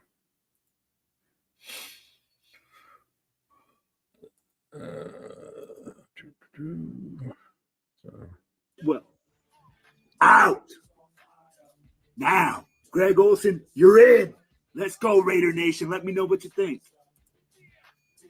I'll replay it. What is good? What is good, Raider Nation? It is a hot day on this Monday for Raider News. Chip Kelly, out. Tom Bickwell, out. Now, Greg Olsen, you're in. Let's go, Raider Nation. Let me know what you think. So he is What now is good? he is now the official offensive coordinator. It was confirmed. This is confirmed. Okay. So it's official. He's our guy now for the rest of the season. It only makes sense. He's got previous experience. He's got previous experience as being an interim OC. He did it once for us before. Yep. You know, so and he knows the playbook. So the playbook isn't going to change, you know, so don't expect us to change the offense because you don't change the offense in week 11. You just don't do that. No. But there might be some little differences as far as what his game plan will be, as far as, you know, maybe establishing the run a little bit quicker, get it moving. And then also too, is he going to hold? Here's the drawback: is Pete Carroll allowing the offensive coordinator to dictate the starting lineup, or is it Pete Carroll's call who starts, or is it Chip Kelly's? Because if you're the offensive coordinator, it should be his responsibility to put the 11 guys out there at any given time, whatever personnel he wants to run at that point, if he wants to do a 3x1, 12 personnel, 13 personnel, if he wants to go 2-back set, single back set, empty back set, you know, he's the one that should be dictating which personnel go out there for those plays. So is it Pete Carroll that was doing that I want to see these guys in there, including the offensive line? Okay. I don't know if you guys caught this, but what the hell is Kappa doing playing center? Make that make sense. Make that make sense. That's a good question, Jason. That's a good point. Who was dictating who's starting offensive line? Is it him or his son say, "Hey, Dad, start this guy off his line. I think he's better." Well, that's a good question. We don't know the answer to that, but like you said, the offensive coordinator should determine who's better playing on the line through the scheme I'm running. Who's better? This guy is better in the power blocking. This guy's better than zone blocking. But yeah, that's a good question. That's a good question, Jason. I like that.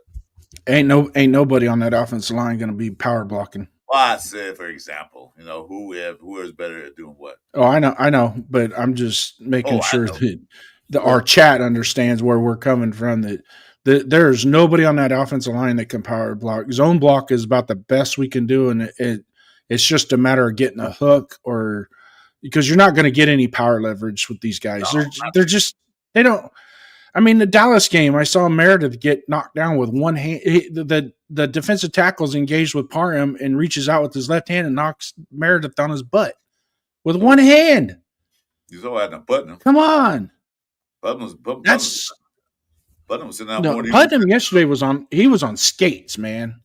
What's up, Moval? He was on skates. So yeah. What do they call it? Those roller derby skates, the old metal wheel skates? That's what he was on. You guys know about those. Big Luck says, I'm interested to know that feeling in the locker room now. A bunch of people didn't like Kelly. I'm sure it's like a dark cloud removed. You know, I'm sure there's an air of freshness in that locker room right now. You know, especially obviously on the offensive side, because you know he was butting heads with certain people. He had to have been. You knew Genty wasn't happy. Did anybody pay attention to Genty's reaction even after he scored the touchdown and went and sat on the bench? He looked pissed, like he wanted nothing to do with being there. He was miserable. It's like, motherfucker, you just got a touchdown. At least be somewhat excited. You're leading rookies in touchdowns at 8 right now. But that's just how miserable everybody is on this team. That even when you do something, he didn't even celebrate. He scored the touchdown, dropped the ball, and went right back to the sidelines. Yep. You know, which is fine. I agree with that. Especially when you're losing. You're losing and your team's playing that bad. You score a touchdown, you drop the ball, or you hand it to a ref, shut your mouth and get back to the huddle or get back to the sideline. Yep. What are you celebrating for? You're still fucking losing. I hate it when guys do that. Even when we get a first down and the player will go, oh, first down. Just Tell Huddle and shut up. You're losing, dumbass. Even Gina went to go congratulate me. He just like kept walking. Like, hey, touchdown. He just kept walking. Like, whatever, man. He just looked so pissed off yesterday. And I feel bad for the kid because Can you blame him? He's probably sitting there going, why the hell did I get drafted by this team? I could have been so many other different places and had a much better season. You put him on any other I'm telling you, you put him on any other team in this league, he's rookie of the year, hands down. Yep. We are that bad. Our offensive line is that bad. I agree. If I could give one message to Genty, and I'm not saying it, I'm not saying it's a direction, but just one message to him. Just remember today's misery. Remember today's misery, because tomorrow's glory is going to be that much better, and appreciate it when it comes. It will come. It's just going to take time. It will come. It will come. The team is, I mean, every NFL franchise goes through patterns like that. Okay. I mean, even in the last 22 years, we've had patterns of success. You know, we had the 2016, 2017, 2015, 2016, 2017, a lot of progression. And then 2017, there was regression. And that's why, and I honestly don't think Jack Del Rio got fired because of the regression. I think he got fired because Mark wanted John Gruden. Yeah, that's it was a lover boys trip that he was on, and this is coming from Greg Papa, and probably one of the reasons why Greg Papa got fired by the Raiders is because he voiced his opinion about that this would never be acceptable to bring back John Gruden. And everybody now people are clamoring, bring back Gruden again for the third time. No. You know why? No, that ship is sailed. Appreciate what we had back in the early 2000s. Why Mark Davis wanted Gruden? He wanted Gruden because his dad had him. He had success. He wanted Gruden because he wanted Gruden to take control of all football things. He didn't want to do all that. He wanted Gruden to take over. That's why he gave that big contract and gave him all the power. That's why he wanted Gruden. Not because Jack Del Rio failed. Is the point that Gruden's available. I'm gonna pay him all this money and get him off the networks and just run the whole team. Just do like did when my daddy was alive. That's all he wanted. We know the reason why. But then after that, everything went downhill. Mark Davis knows his left hand from his right hand. He already said that. So what you do? Bring in football guys who know football, and he's trying to do that now, but too late. But like you said earlier, firing head coaches, firing offensive coordinators, firing all these coaches doesn't change anything, because what changes is not in front of us. It'll change, but the field, they'll change the field. You have to change, evaluate these guys, putting the right players in the right spots, putting a player in the right play to be successful. None of these coaches are doing that. So I don't know if it's an ego trip with Pete Carroll, because when the reporters made the comment made that remark on TV, I'm not here to develop, I'm here to win. I said, that's some bullshit. I'm still, that's one thing that really pissed on this game when he said that. Like, what the fuck, Pete? I know he's not here long term. I know he's not here. If he's here next year, I don't know. I don't think Mark Davis is going to fire him right away, but, who knows? Well, from Pete Carroll's standpoint, from his standpoint, being as old as he is, as long as he's been in the game and as many coaching jobs that he's had, coming in, his objective was not to come in and rebuild. But I'm pretty sure he seriously thought he could do something with this roster. And that's not the case. And when we were going into the preseason, I myself even thought that just Pete Carroll alone is going to give us two to three more wins than what we had last year. Just the mere fact, because I thought what we did last year, there was about 3 or 4 games that it was coaching that was the biggest issue. That wasn't the play. The players were doing everything that they could, but some of the decision making and the play calling and the formations on some of the defensive calls that they were making were putting us in bad situations, not good situations. So to tarry back to what the Pete Carroll thing is, yeah, he said that, and we can disagree with it, but you have to understand why he said that is because I'm not here to develop. I'm here to win. That's why he came in. He came in to win. Unfortunately, somebody forgot to tell him that there's not a whole lot of players on this roster that's going to give you a chance to win, my friend. So you're probably going to have to switch the dial over to teaching and making these players better than what they are. Developing some of the younger players. And if that's not, and I think that's going to be an issue when they debrief this season. Pete Carroll is going to be still here at the end of the season. I don't think he's going to get fired during the season. I think that discussion between him, Mark Davis, and the rest of the management and front office is going to be, we're in rebuild mode. Do you want to be a part of this or not? And let him make the decision. What? Blaming Cam Ward on Tennessee. Remember, he's a rookie, so they got an excuse for that. We don't. We supposed to have this veteran quarterback who wins like 10 games the last 2 years. They have Cam Ward. He's a rookie. So if there's any excuse, I can give you that excuse if you want to. Don't have to. We have a veteran quarterback, and he still can't do shit. I don't think Cam Ward has 13. Was it 14 now or 13 interceptions this year? I don't think he has that many, but ours do. No. And go ahead. I wouldn't be surprised if, the playbook's not going to change. I get that. But I wouldn't be surprised if we go back to a little bit more of like a basic offense.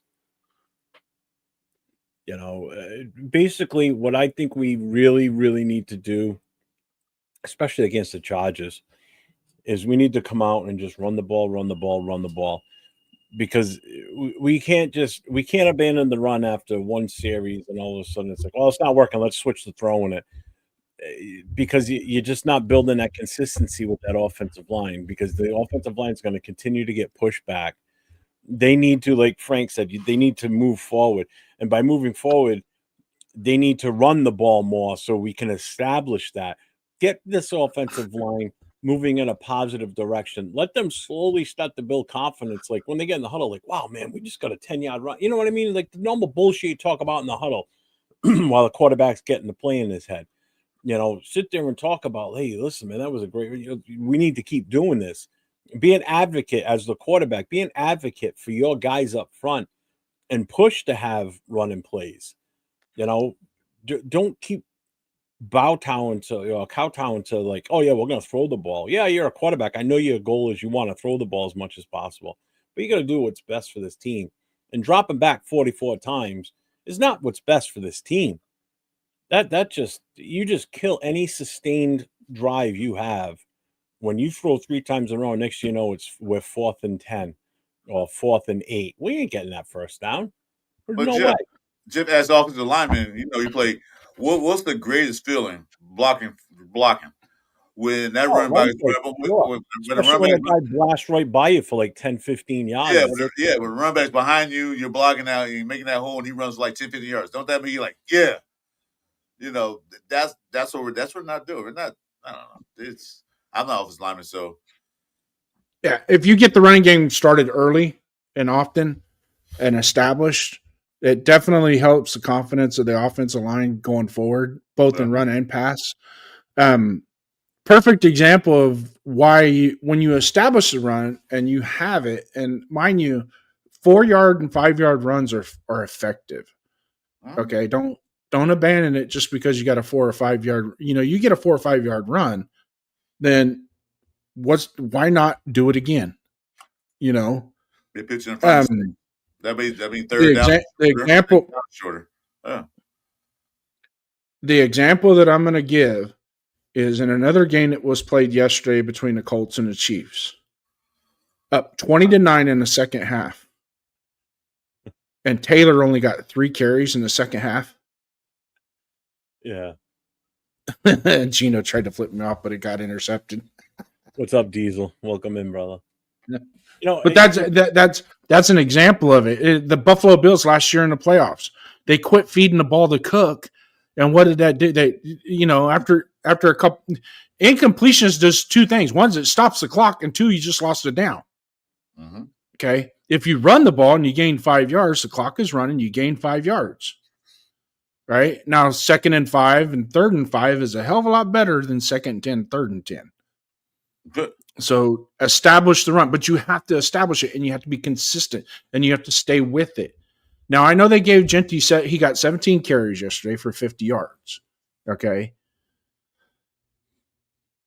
It could have been better.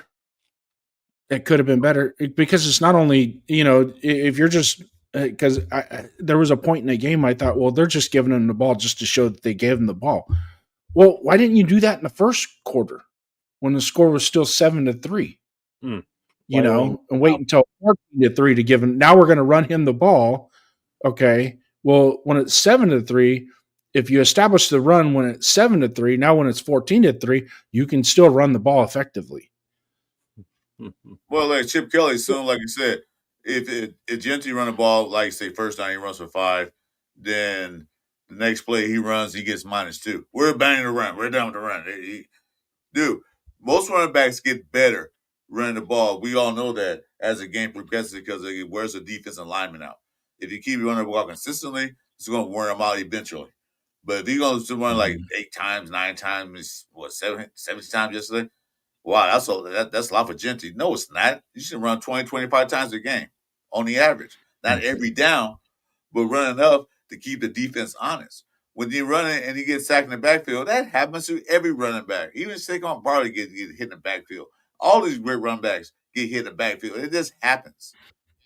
But if you stop running because of one bad play, that's it, we're not running no more. Then basically tell defense who's going to throw, so they just pin their ears back and say, who's going to rush the quarterback. And that's exactly what they did yesterday. And that's exactly what Dallas did last week. Getting back to Chris's point when he asked me about, what's the greatest feeling, I still remember to this day because it's one of the greatest games we had when I was playing. We had a running back run for over 200 yards in a single game. And every other play, it felt like he was running up my left side or my right side. And between myself and my left guard and my right guard, we just blew that defense open. And we did this all game long. Our quarterback barely threw the ball that game. And they knew it was coming. They couldn't stop it. So when you want to feel good, and again, that was 20-something years ago, and I still think about that to this day. It was like one of the greatest games I ever played in. And how well we ran the ball that day. I mean, it was insane. And he wasn't running for like 5 yards. I mean, he was ripping these things off for like 20 yards, 30 yards. He even had like a 60-yard touchdown at one point. And as he takes off running, and you watch his number getting smaller as he's pulling away from you, it's like, damn, that felt good. It's like you go to the halftime, it's like you're not even gassed. You're just so excited because you're playing so well. This is what this team needs. They need games like this. You've got a guy in the backfield that can do this. You've got a guy that can break a tackle and take off for the touchdown, and he's gone. You tell me that's not a boost to your offensive line. Oh, fuck, hell yeah, it is. If we could get that A gap and get those gaps in the middle to work, which they don't right now, but if those start working, you're going to see a difference in the offensive line. You're going to see the confidence come up because now they're in that mindset that we can open holes. If we can open these holes and give room for Genty to run, look what this son of a bitch can do. Once he gets past the second level, which is your linebackers, it's clear sailing. He's going to out-juke any one of those corners and safeties that are back there. Yep. He's not going to get tackled easily. He's just not going to let them do it. You saw happening that one good run. One thing. This offensive line needs one thing, and it's a confidence boost. And I hope that when Greg Olsen takes over, well, he is taking over. Once he gets this shit going, and they get to practice today, tomorrow, whatever game plan they're instilling for next week, I hope it's a heavy run game. That's what I'm expecting to see next Sunday is a heavy run game. Geno throw the ball no more than 20 times tops in this game and just run it down their throat. I don't care if it's Mostert. I don't care if it's Love. I don't give a shit who it is. As long as it's Genty and whoever else, just run the goddamn ball. Build the confidence in this O-line because they need that more than anything. They need that more than hitting the weight room. They need that confidence. And that will start to turn things around. But then they'll all be going next year because we'll have a whole new offensive line. Do you think that Greg Olsen is going to change the offensive line this week or what? What you going to change it to? There's nothing. I'm talking putting the rookies in, like Caleb Rogers and Grant. I would kind of hope so. I mean, unfortunately, he's taken over with a no Colton Miller, no JPJ, so he's forced to go into this with this ragtag bunch of offensive linemen we have right now, plus a couple of rookies. I would definitely, I mean, the fact that Caleb Rogers was actually going to get into the game and they pulled them back, I would like to see him get some serious play time in this game for sure. No two ways about it. He should be out there. Their defense doesn't scare me. I'm sorry. San Diego's defense, I mean, the Chargers defense does not scare me. Don't feel bad. I call them San Diego too. I do it all the time. I still call the Redskins and San Diego Chargers. So. Oh, I always call them the Redskins. I refuse to call them anything else. But on that point, what's up, Jack? Like I said, because you look at the games and like games, some running backs have good games, some running backs don't. But as the game progresses, if you constantly run the ball down their throat, the defense is going to get tired. Eventually, they're going to get worn out. If you keep the heavy dose of running, and maybe like I said, Gino, throw the ball 20 times, none of these bubble screens, none of these little, what they call it, screen passes, then he can get the ball down the field because now you make a defense honest. Play action pass only works when you're running the ball. If you get negative 2 yards each time you run the ball, how does that work? Because you're not fooling anybody. That's what Chico's called. Why do you run a play action pass out of a shotgun when know damn well you can't run the ball under center? So, I don't know. Maybe Greg Olsen Company, like you don't run the same playbook, but you know how to call the exact same plays that Chip Kelly did. You call different plays in certain situations. So maybe it worked, maybe it won't. Hopefully, they'll start looking better. If we're gonna lose, fine, we lose. But I want to be in the game at the end, not the game over in the halftime. It was like 21 to 3 at halftime. Like this game's over with because no way Raiders getting 21, 20, 23 touchdowns in the second half. They couldn't get one touchdown in the first half. You know? So if the game's close, we lose on a field goal or whatever, fine. I'm not gonna be happy we lost, but I'm happy that we were competitive. Especially scoring points. That must be the Skins. To see what so real quick, I know you guys probably both looked at the stats. So I just want to run through the stat aspect of this game. Okay. So we'll start with us. So we'll compare quarterbacks. So Gino was 30 for 44, 285, 1 touchdown, 0 interceptions. Sanders was 11 for 20, 209 yards and a touchdown and 1 interception. Now, somebody that I'm in a chat with made comment that, oh, he had a tremendous game. I'm like, referring to Sanders. I'm like, and he was a Sanders guy. And it's not Leo. It was someone else.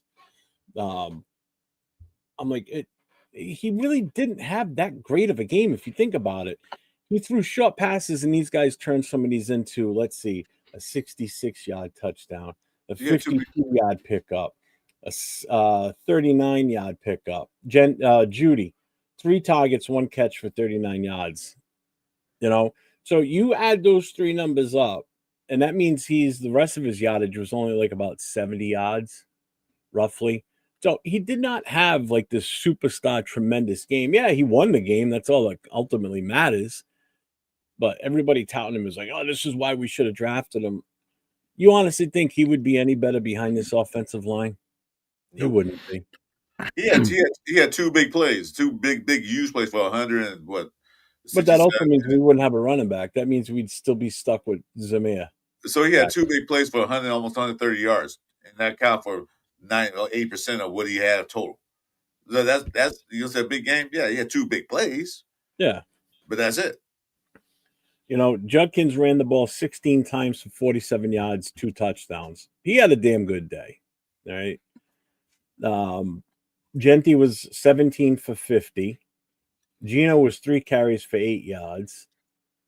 On the receiving side, so we had Tyler Lockett lead in overall. He had 5 targets, 4 catches, 62 yards. His long was a 33. Genti had 8 targets, 8 catches, 58 yards, and a touchdown. So, I mean, he had a combined 108 yards total offense. So Genti did not have a bad day. He had a pretty decent day by his standards. You know, he had a good day. So it's 100 yards, 1 touchdown, 8 catches. I mean, fantasy number wise, just his receiving stats alone are freaking tremendous.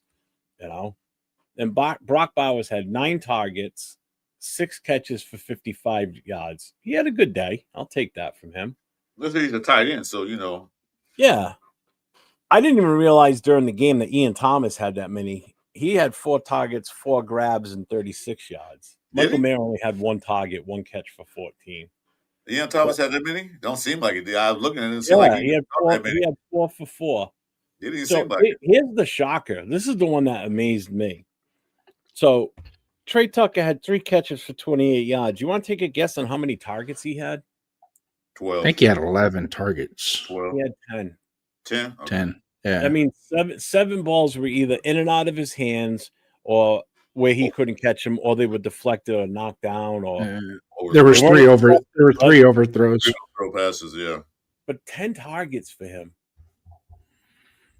That's a lot. That's a lot for him. It is. That one kind of blew me away. Now you go to their side on the ball, on the receiving. So you had Sampson, who's a running back, 3 targets, 2 catches, 59 yards, and a touchdown. He had that 66-yard touchdown. Screen pass thing. Fanon, their tight end, 6 targets, 4 catches, 40 yards. Jerry Jeudy, 3 targets, 1 catch, 39 yards. He did get banged up in the game, though, didn't he? I thought. Who's that? Jerry Jeudy. Yeah, he did. Yeah. He wasn't in that much. He went out a little bit. So, I mean, the offenses, neither side was more dominant. I mean, if anything, we had the better offensive numbers. So let's just look here now. So time of possession, we beat them in time of possession. We had 36 minutes. They had 23. We beat them in first downs. They had 11. We had 19. But don't forget, a lot of those came towards the end of the game when we were moving the ball with Brock. Third down conversions, they were 3 for 12. We were 4 for 17. Damn. Total yards, total net yards, 270 for them, 268 for us. So we're pretty much even. Yeah. Oh, yeah. We're only off by 2 yards. Average yard per play, 5.6 for them, 3.6 for us. Now, here's the big difference. Total plays, Cleveland had 48. We had 75. That's a pretty big difference. So we had how many total yards do we have? 268. Off of 75 plays? Mm-hmm. But you think, Jason, we run 35. We had 79 yards in sacks. Jason, you would think we had 75 plays. We should have a bunch of points on the board. 75 plays, that's a lot of plays. We should have points. I'm getting to the sack thing, too. 75 plays, you put 40 points on the board with 75 plays. Easy. Oh, yeah. Easy. So, but here's what killed us, though. So, penalties. They had 8 penalties for 77 yards. We had 13 penalties for 109 yards. Yeah. 109. That's nuts. Lack of discipline. Yep. So, where's this list? Where the hell is the sacks? Why don't I see it? Hang on.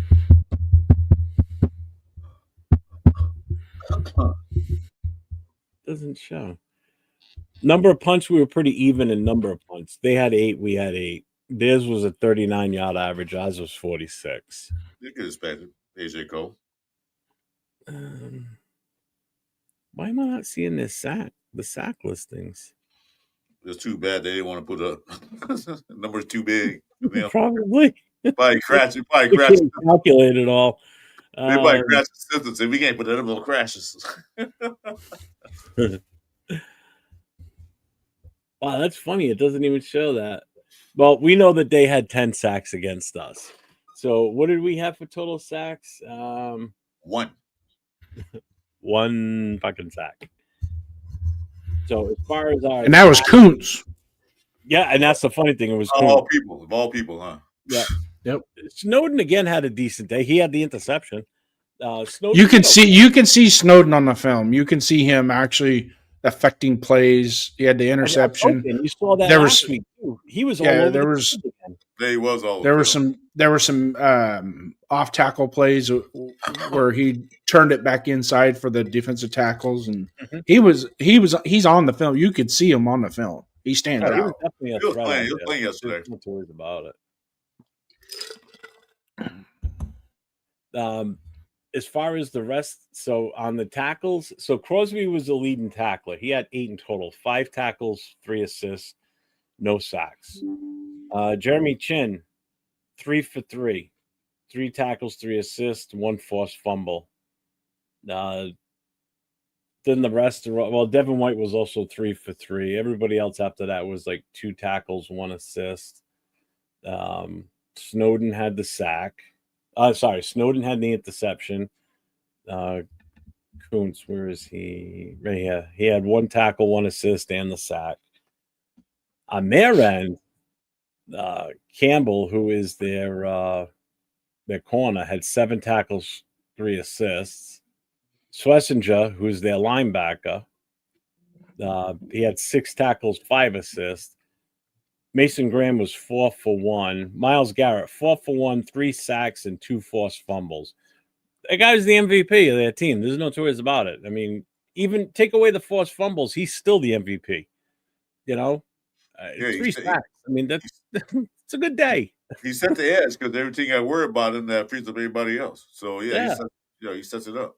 So right now, Myles Garrett. So we're at 9, 10, 11. We're at week 12. He's got 18 sacks already on the year. So he's well on his way to breaking that record, I think, at this rate. He's on pace to do it. What's the record for the year? I forgot what it was. 22. 22. Right? Wasn't that Strahan's 22? 20. Yeah, it's 22 and a half. 22 And he's on pace for 25. Yeah. That was Strahan, right? Yeah, it's Strahan and Watt, JJ Watt, I think, are both tied. No, you'll get that easy. What'd you see? I was watching the Steelers game. The TJ Watt moved ahead of JJ Watt in the Watt family sack list. Yeah. JJ was doing the announcing of that game. He goes, "Well, I might have to go. I might have to go re-sign with somebody." Can't let him. You still got a juice and energy. Hey, come over here. Yeah, go for it, man. Shit, we'll sign you a 1-year contract. Dude, the whole team's just been so inept. It's horrible.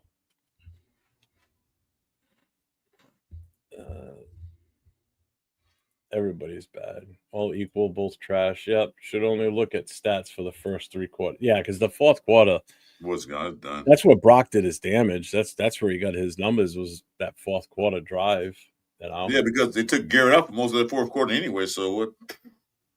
They're like, no, you have to play tomorrow. We won this game. This is why, and I had the chip with Cheeto over this was when I said I'm not really a big stat guy, because a lot of times stats don't tell the whole story. Yeah. Yeah. And yesterday is a perfect example of that. Gino was 30 of 44 for 285 yards and a touchdown. On paper, that's a pretty damn good game. Yeah. That's a and no interceptions. That's a really good game on paper. A good quarterback rating. Great quarterback rating. But if you watch the game and saw how he was actually playing, and not all of it was his fault. Don't get me wrong. Not all, I mean, I think 80% of what happened yesterday is totally on that offensive line. 80? We have more than that. Huh? 80, that's being generous, but yeah. Well, no, because there was times where they actually accidentally did block it up right. And wait a minute, Jason, you said accidentally blocked, and the plays were there. Hey Jeff, we actually blocked somebody yesterday. Wow. And you accidentally threw a touchdown. I'm saying you said accidentally. That's like Tyree Wilson accidentally getting a sack because the quarterback ran into him. Exactly. That's an accident. Look how bad we are. Things have to happen by accident that we look good.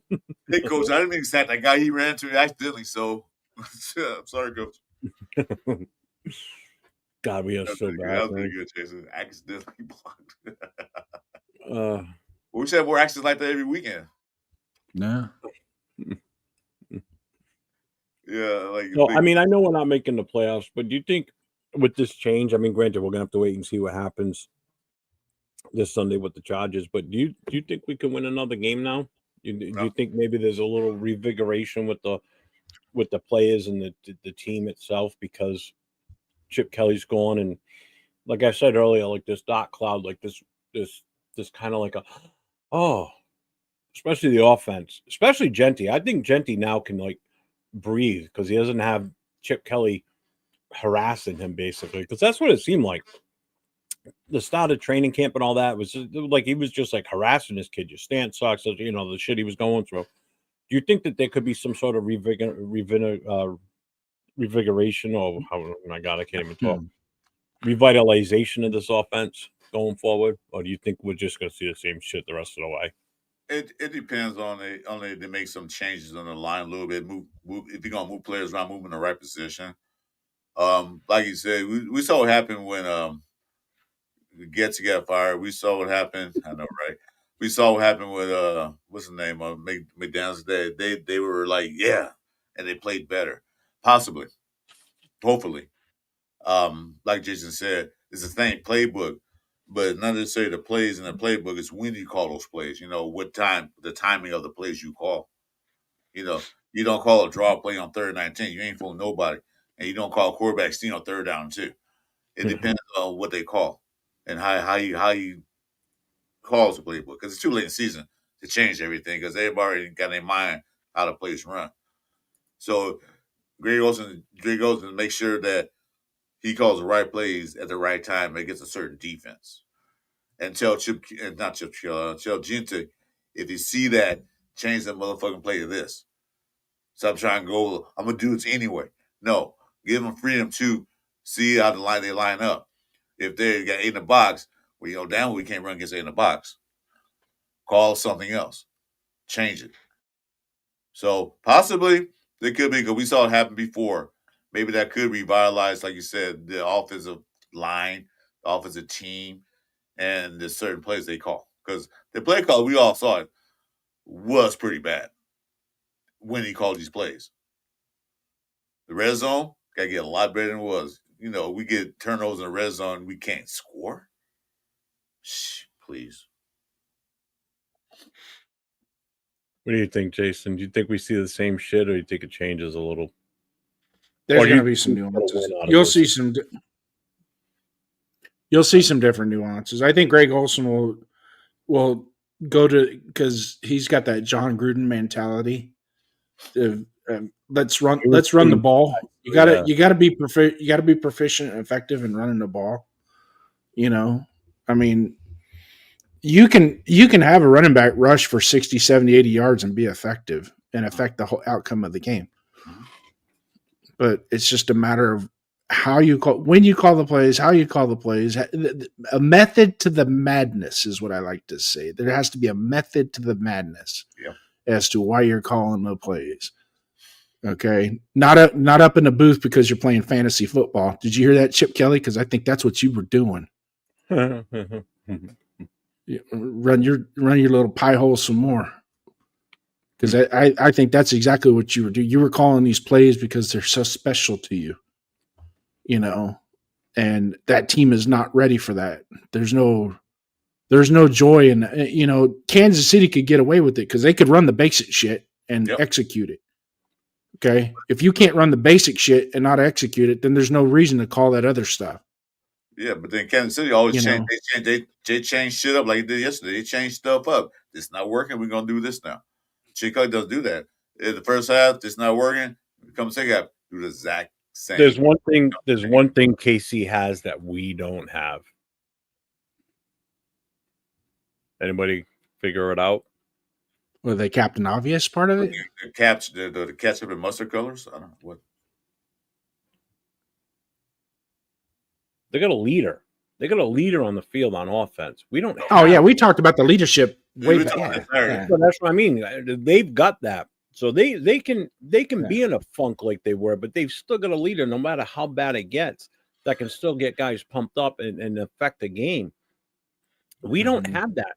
Gino just proved yesterday with his antics running off the field that he's no leader. Your leader is you want your leader to be looked up at from the other players on your team, especially when you got rookies out there.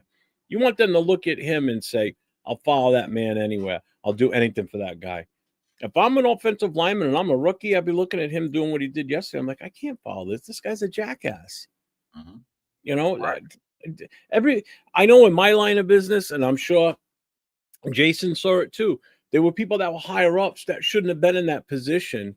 Oh, yeah, exactly. You know, that shouldn't have been in that position, but you're still expected to look up to them. But you know damn well they can't do what they're supposed to do the right way to affect the rest of the crew that's working with them. Mm-hmm. Or the rest of the I force see that's working with them. that too, Jim. I didn't see supervisors who come in there who has the biggest egos in the world, but don't know what the fuck they're doing because of their ego. Oh, I'm the supervisor. I'm in charge. But he always make the bad decisions. Why are we behind in our shit? We scheduled to get this shit done tomorrow. Why are we 5 days behind? Because of your ego-ness. You're not willing to adapt. You're not willing to adapt to the changes, and to keep going. We keep falling behind. That's in every job, corporation. Football is a job that if you don't have the right leaders to lead you, guide you to the right way, everybody's going to fail. The whole team's going to fail. Mm-hmm. So that's we didn't have. We didn't have a leader because I thought quarterback was the leader of the team. They get paid like it, but they don't act like it. Well, ours don't anyway. You know, Max is that guy on the defensive side. Everybody looks up to him. Everybody respects him. He can say one thing and get that defensive squad together, and they'll follow him anywhere. You know they will, because they know that he's to a certain point. True, but they know that he can get the job done for the most part, and that he's the guy that can get things done. Whereas Gino, you know, he can't go out there and lead this team. He's already proven it. You know, but even on the defensive side with Max Crosby, and a lot of Max is a leader, right? So we kind of look at him as being that leader, but his leadership is in his preparation, how he works, and things like that. And he has to get the other guys to buy into it. Right. What I'm seeing though is there's a couple guys out there that aren't trying to follow his lead, but are waiting for him to be the leader. Does that make sense? So they're like, okay, Max is going to make this play. So, you know what I mean? Instead of everybody buying into that, and when we say compete, if you're the right defensive end, I want to get the sack before Max Crosby does. Right. You do. Mm-hmm. Right? That's my mentality. I don't give a shit what he's doing on the other side. This is because Max is getting double teamed or triple teamed, so you're going to have it easier on your side too. Uh-huh. Allegedly. Yeah, true. Allegedly.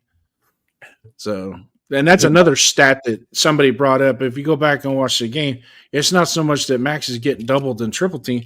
Max is doing a Euro step inside, and the guard has no other choice but to engage with him with the tackle. So is that a planned double team, or is that just something that organically happens as the play develops? You know what I mean? You see what I'm saying? Because there's a lot of times. Watch when we play the Chargers this weekend.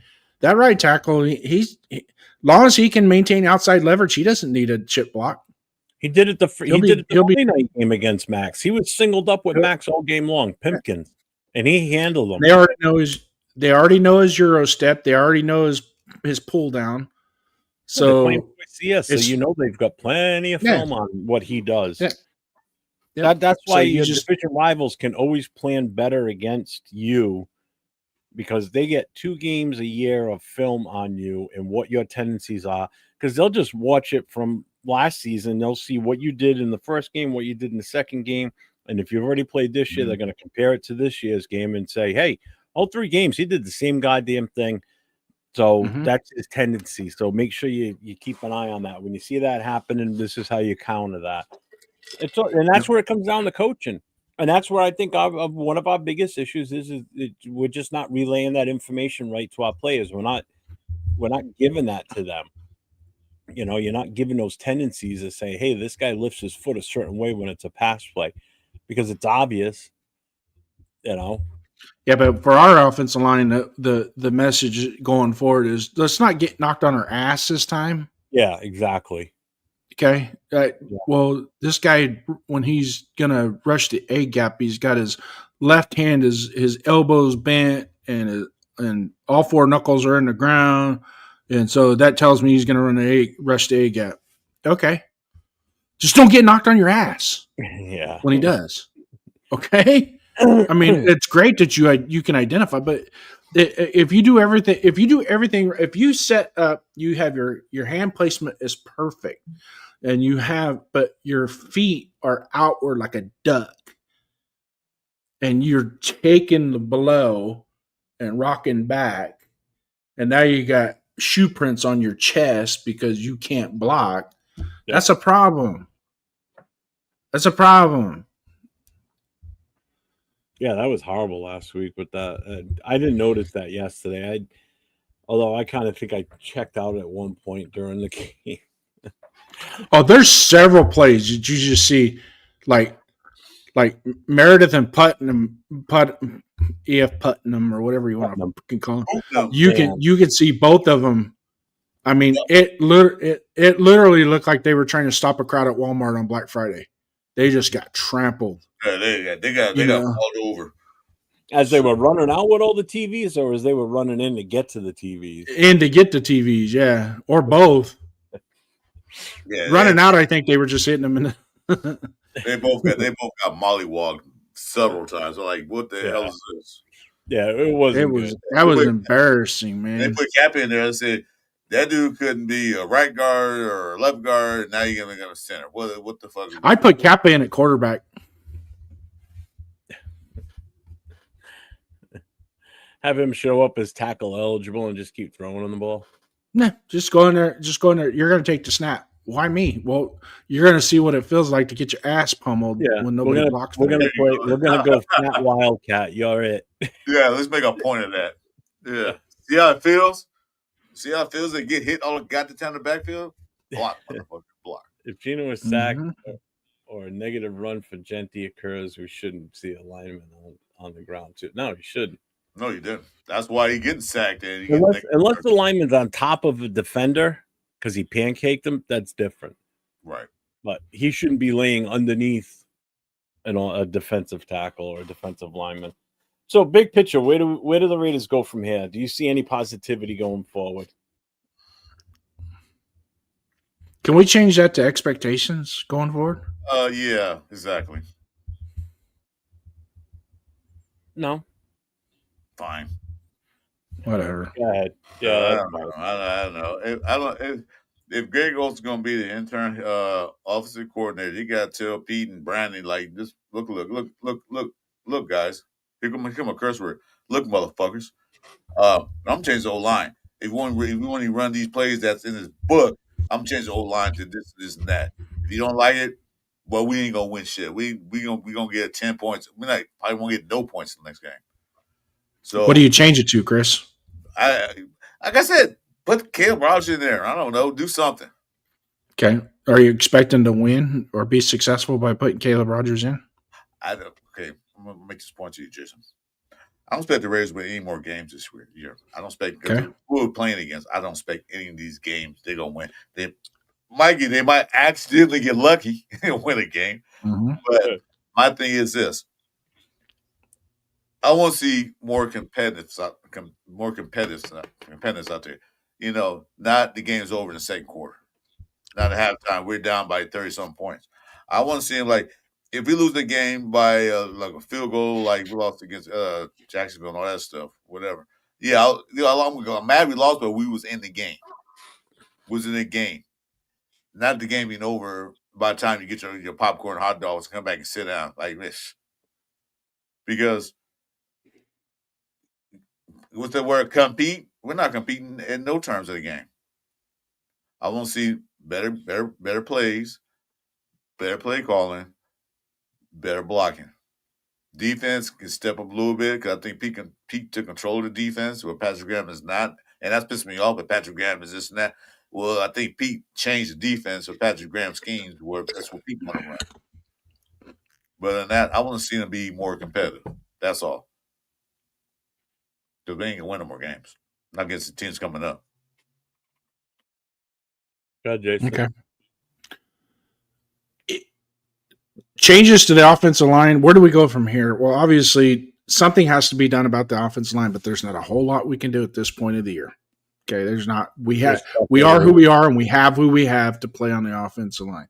It's just a matter of finding that right chemistry and calling the right plays to keep them from putting themselves in trouble, getting themselves in trouble.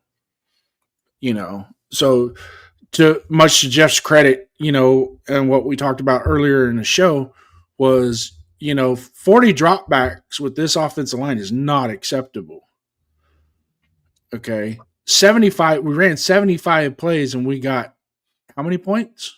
10. They only got 7 in the game. So at some point, you have to realize you're getting the opportunities, but you're wasting the opportunities because you're not putting your players in the right position. As soon as I saw Kappa and Meredith get knocked on their butts for the first time, that's the last time we're running that play. We're not going to run that play again. Okay. If we do, then I'm going to bring in a fullback, and that fullback is going to we're going to run a 2-back set. Fullback has got the A gap, but the tailback has got the outside edge. And then you're only going to have 2 players in the route. Okay.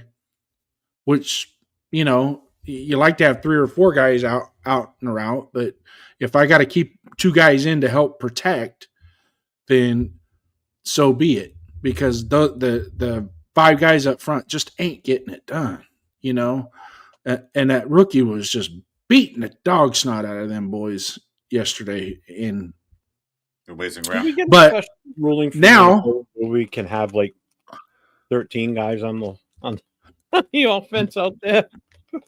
We tried 12 a couple times and it still didn't work. Yeah, exactly. We tried 12 on defense. When they're declining, we still lost. When they're declining the too many men on the field penalty because they got a first down. Apparently that didn't work. Exactly. So, but let's going in big picture. Where do the Raiders go from here? I'm going to spin off of Chris just a little bit with the Caleb Rogers thing. And I'm at this point that it can't be any worse than what we have now. Okay. And can a young player like him learn from because Meredith and Kappa, they've been in the league long enough to know what they can and can't do, what's right, what's wrong, and how to be a professional and how to get better. They've already hit their ceiling. Okay. Their head's already hit the ceiling. Okay. Caleb Rogers hasn't. He hasn't even got a shot. He got to dress out yesterday. But I mean, do something with them, get him out there. Maybe, like yesterday, maybe he should have been on every field goal team, every punt return team, every punt team, kickoff team, all the special teams. He's out there. Okay.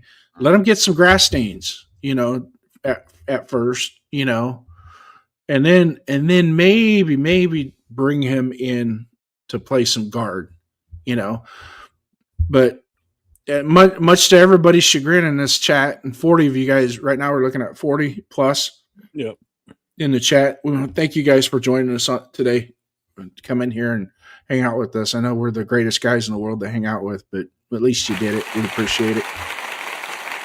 Thank you. But let's just look at the factors going forward. I hate to be the bearer of bad news to you, Pete Carroll, but we're in development mode at this point. So am I saying start Caleb Rogers? No, but you know what? Maybe by the beginning of the second quarter, he's going in there. He's going to get some rep. He's going to get some burn time. Get him 10, 15 reps, get him, some pass play. Let's see what he does in pass pro. Let's see what he does in run block. how's he moving from side to side? Is he getting to the second level and finishing his blocks? Type thing. Valuation. I do know there is one guy on this roster that would not get knocked on his ass like those other guys did, and that's Lucky Tassi. Yeah. Now, that guy might not understand blitz protection or how to recognize a DE stunt or a gain stunt, but there's one thing that they ain't going to do, and they ain't going to knock that kid over. No. He is so massive, he just has to stand there. No, you just stand here. If anybody comes, you stop them. Chip Kelly was not going to put him in there because Chip Kelly was this rookie belief. I don't believe in rookies. He was never going to get a playing time. But like I said, go for broke. What the hell? Well, we're not going to win any more games. Get these guys ready for next year. See what they got, so they can go out there. Like you said, don't have these guys go home with a no dry clean bill, like Jesus said. Get grass on your clothes. Yeah, see what they got. So that way they can learn. That way they can see the watch film, their technique. They can know next year coming. They know what they got working in the off season. How they going to work on when they're never out there? Practice? Because you're playing against your team. So the reason why Lucky Tassi got moved to the offensive side of the ball from the defensive side of the ball is back during OTAs when they're practicing with the bags, and the defensive line has to fire off and hit the bag, and then they switched. They switch back and forth, right? Well, what's his name? That's the defensive line coach that we have. Recognize that when people like Tonka Hemingway and JJ Pegues and who else was on the defensive line? Booker. Well, we didn't get Booker till the season started, but during the OTAs, when he started seeing these defensive linemen, they were firing off, and when they would hit him, it was like earth just stopped. and that's when he goes, you know what? I think you do really good on the offensive line because these guys can't move you. He's that man, and you just see his overall build. Yeah, he's the rugby player that's converted and whatnot. But you just see his rugby. That's how they play. That's how they push each other a lot in rugby. You see how that works. So being an offensive lineman, I think that's good. Give him some time, give him some reps. I know he's his first year ever playing football was that preseason game this year. But yeah, give him some reps. And when he got in the preseason game, what did he do? Pancake a dude and pointed down at him, looked at him like, so yeah, put him in there. Let him get rough and tough with the football guys. No. Yeah, he just doesn't understand the nuances of the game. But as far as the physicality, there's the kid's just massive, man. Just let him. You don't know techniques and plays and all that stuff. What to run, what they mean by pull and all that. So you don't know all that stuff yet. This is his first year playing, but the basic function of a offensive line is what block and push these guys out the way. That's basic shit. You're gonna that don't take a 15-year education to learn that. That's the basic thing. So learning techniques and what to do and how to run block and how to pass pro and you got to pull. Yeah, he don't know all that yet. But he do know the basics. Push that motherfucker out the way. That's it. That's all you know right now. Jason, are you good? I am fantastic, my friend. So looking forward to next Sunday. My take on where do we go from here? I got to go with what Nugget says right here. Just run the living shit out of the ball next week. Yeah. I don't want to see Gino throw the ball more than 20 times. I want to see, in all honesty, I want to see Genty get 25 plus carries. You can't sit there and say he's tired. He's barely even run the ball this season, and it's not his fault that he hasn't been getting the carries. It's just the plays aren't being called for him to get out there and do his job. So let this kid do his job. Let him do what we drafted him for at number 6 overall, to come in and be a superstar running back for this team. Let him do what he's getting the money to be, to earn the money he's being paid to do this job. Let the offensive linemen earn their goddamn pay and do what they're supposed to do and make holes for this kid. Let's see what this offense can do with someone else running it now. So this weekend's going to say a lot, to be honest with you. I think this weekend is going to tell us what type of direction we can expect for the rest of this season. Are we going to become a super run-heavy team? Yeah, we should. And I hope that's what it turns into. Because I just don't see us doing anything else. We can't throw the ball accurately or confidently, I should say. Mm-hmm. Can't throw it consistently to even have any impactful plays on the offense with the throwing game. So it's time to let's step up the running game in this case. And if it means breaking him to the outside where he's more lethal, then break him out to the outside, goddammit. But until then, just keep pounding it up the middle. Let these offensive linemen move forward. Let them work it. Let these guys develop better. Get the rookies out there. Let's see what they got. Let's see if maybe these guys are big enough to move bodies and get some yardage here.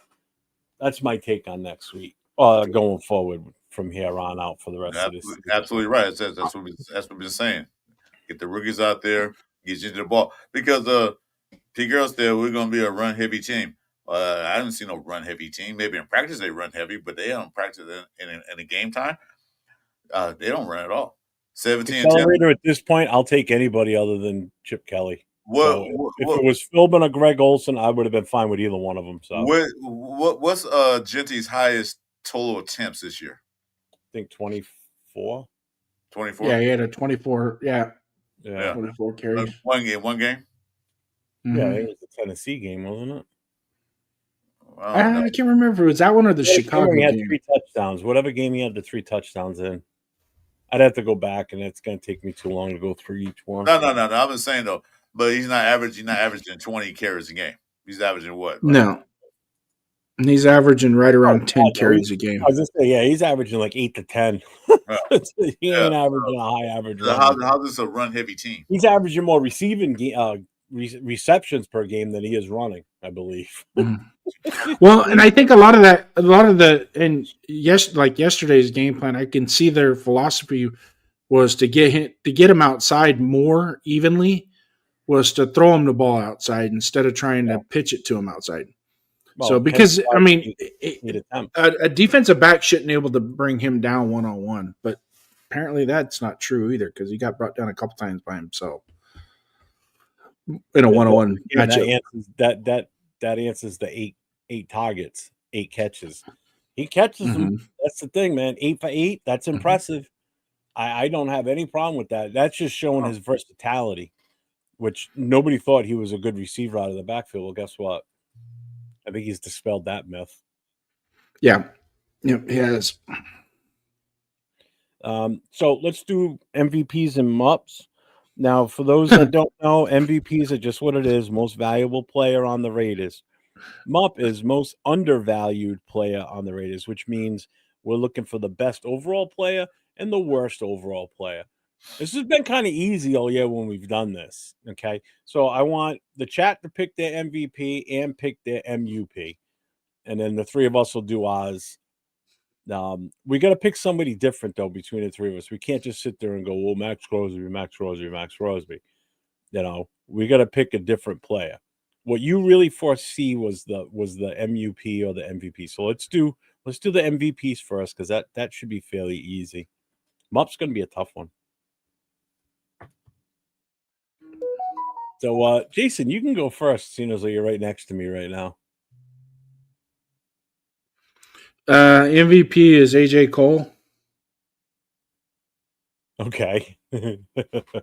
He kept us. He kept our field position. No, because the field position probably is what kept that score from being more than what it was.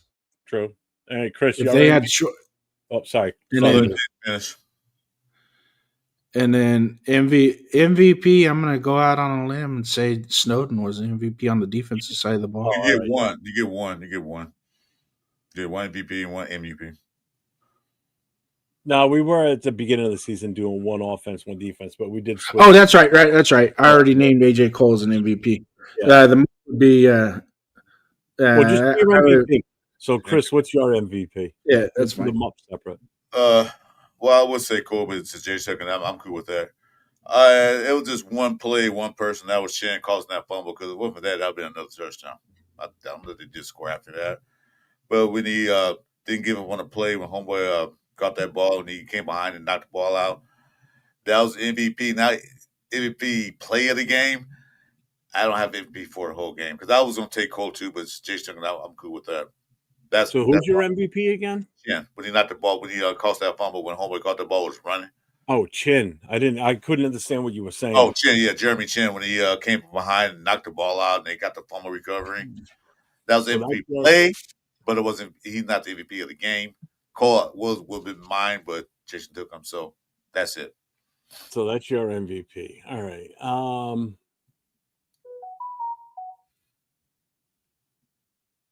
Wow. I'm gonna You're go thinking too hard. You're gonna get a headache. Huh? What? You're gonna get a headache thinking too hard. I already got a headache. I hate you. I'm gonna go with Snowden. I think he was due. I was gonna say whoever fired Chip Kelly should be the MVP, but yeah, that'd be too easy. So yeah, I'm going Snowden. I got the interception. He was all over the field. He was last week too. I just think that he's gotten his due now. I think he deserves it. I really do. I think he's stepped up when he needed to. They put him in the starting position for a reason, and I think it's paying off. To be honest with you, I really do. I think he's good. Genty would be a good choice, Nugget. I wouldn't disagree with that. He had 108 yards total offense and a touchdown. That's a good day, in all honesty. yeah, that's respectful. Yeah, it is. Yeah, seriously, for a rookie on a shitty team, that's a good day. That's not bad. Yeah. What's up, Bill M? What's up, man? MVP. What's going on, Bill? All right. So, Chris, you start this one off. Who's your most unvaluable player? So the worst player on the Raiders. Who's your worst? What's up, Daniel Berry? What's going on, my guy?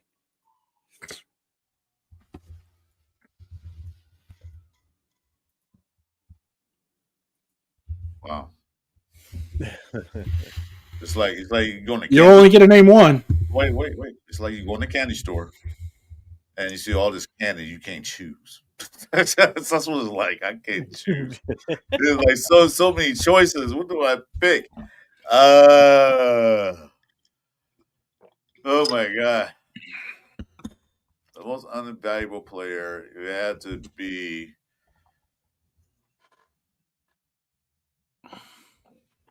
all right, man. Can I pass on this? Can you come back to me later? Because there's so many to choose from. It's like fish in a barrel. Right? Go ahead, Jason. Hey, go ahead, Jason. I can't think of anything. If you're going to say somebody else, say, yeah, I agree with that too. So don't most underperforming? Underrated player. Underperforming? Unvaluable. Unvaluable. Didn't do shit. Unvaluable. Well, I'll go with Mr. Middle Finger. Geno Smith. Yeah, that's a good one. Go with him. All right, Chris, time's up. You got one? Who was playing center again? Who was sitting on his butt most of the game? Started out with. Did it start out with Putnam and then ended up being Kappa? Yeah, when Putnam didn't Meredith go back to. Or no, yeah, Meredith started. Yeah. At center, and then when Putnam got hurt, Kappa came in, played center, and Meredith went to guard. Okay, so I can't pick you one because there was three, so the center position was most. That's what I said, Frank. No, the center. So you're just gonna say center? The center position was unvaluable. Yeah, I'll give you that because I mean we have no idea who was there at what time. To be honest with you, so we'll just take center as a whole for that position. So I can agree with that. I'll let that one go. Thank you. So, and Jason, you picked Geno, right? So now I got to pick mine. Why take Captain Obvious from you or what? Well, yeah, pretty much.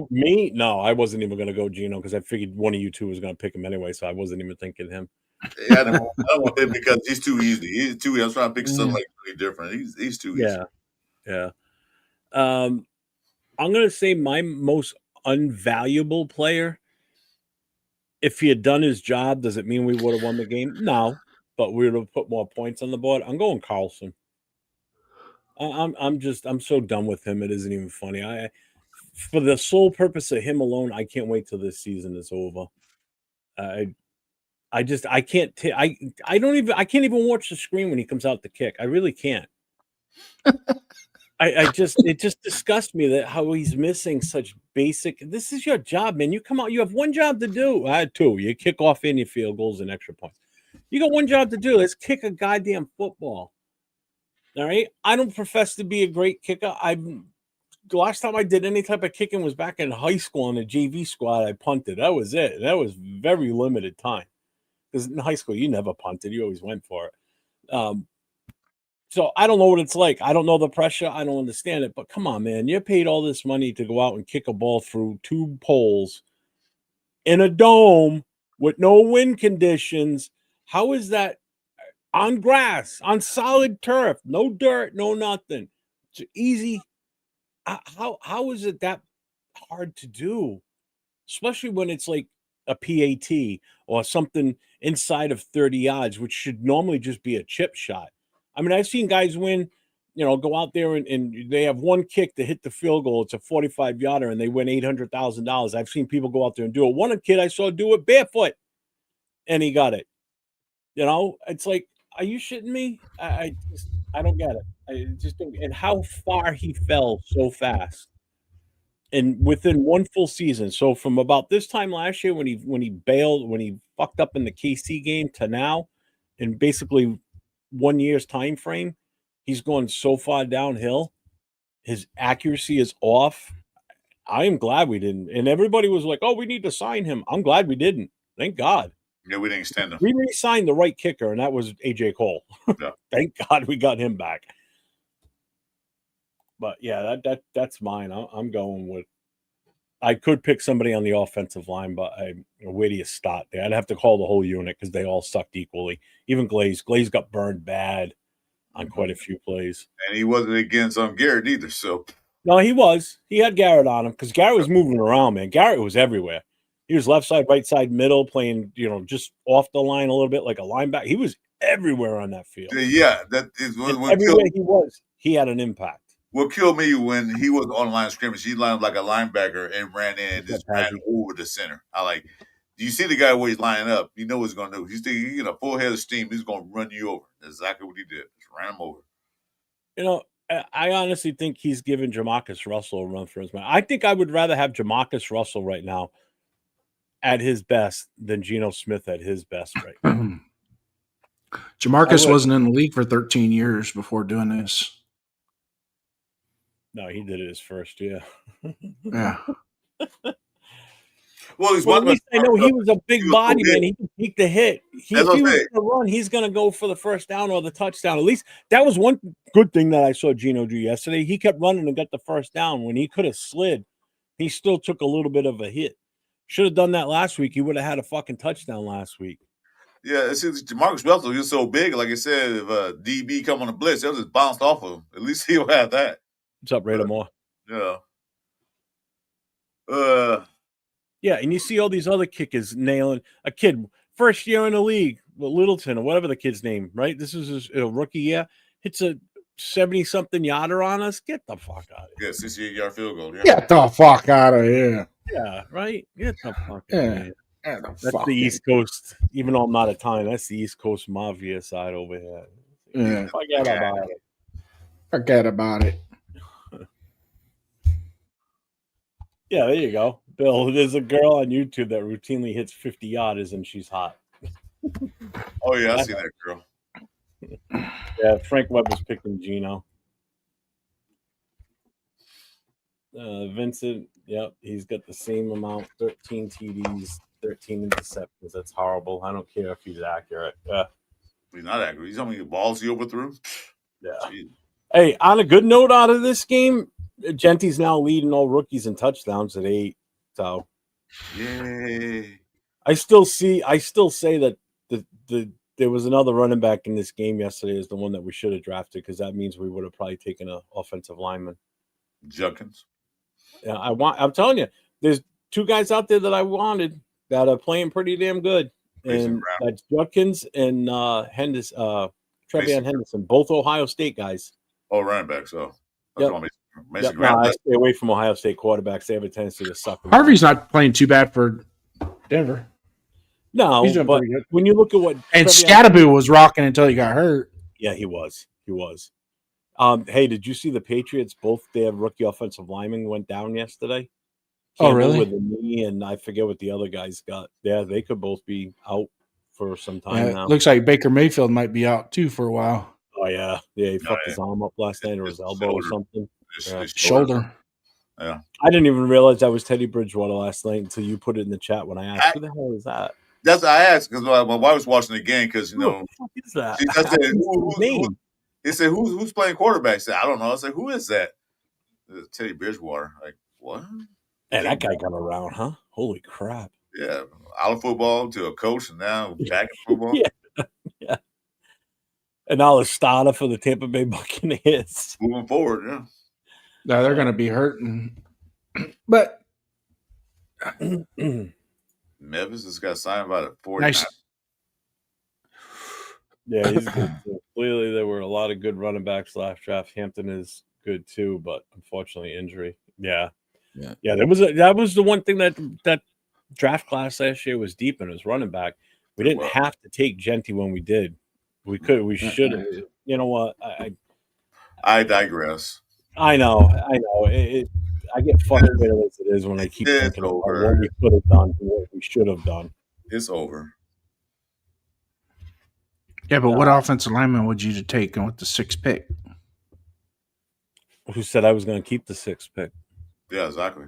You have to find a trade. You have to have a trade partner before you could trade back. Oh, there's plenty of trade partners out there. Yeah, I get that.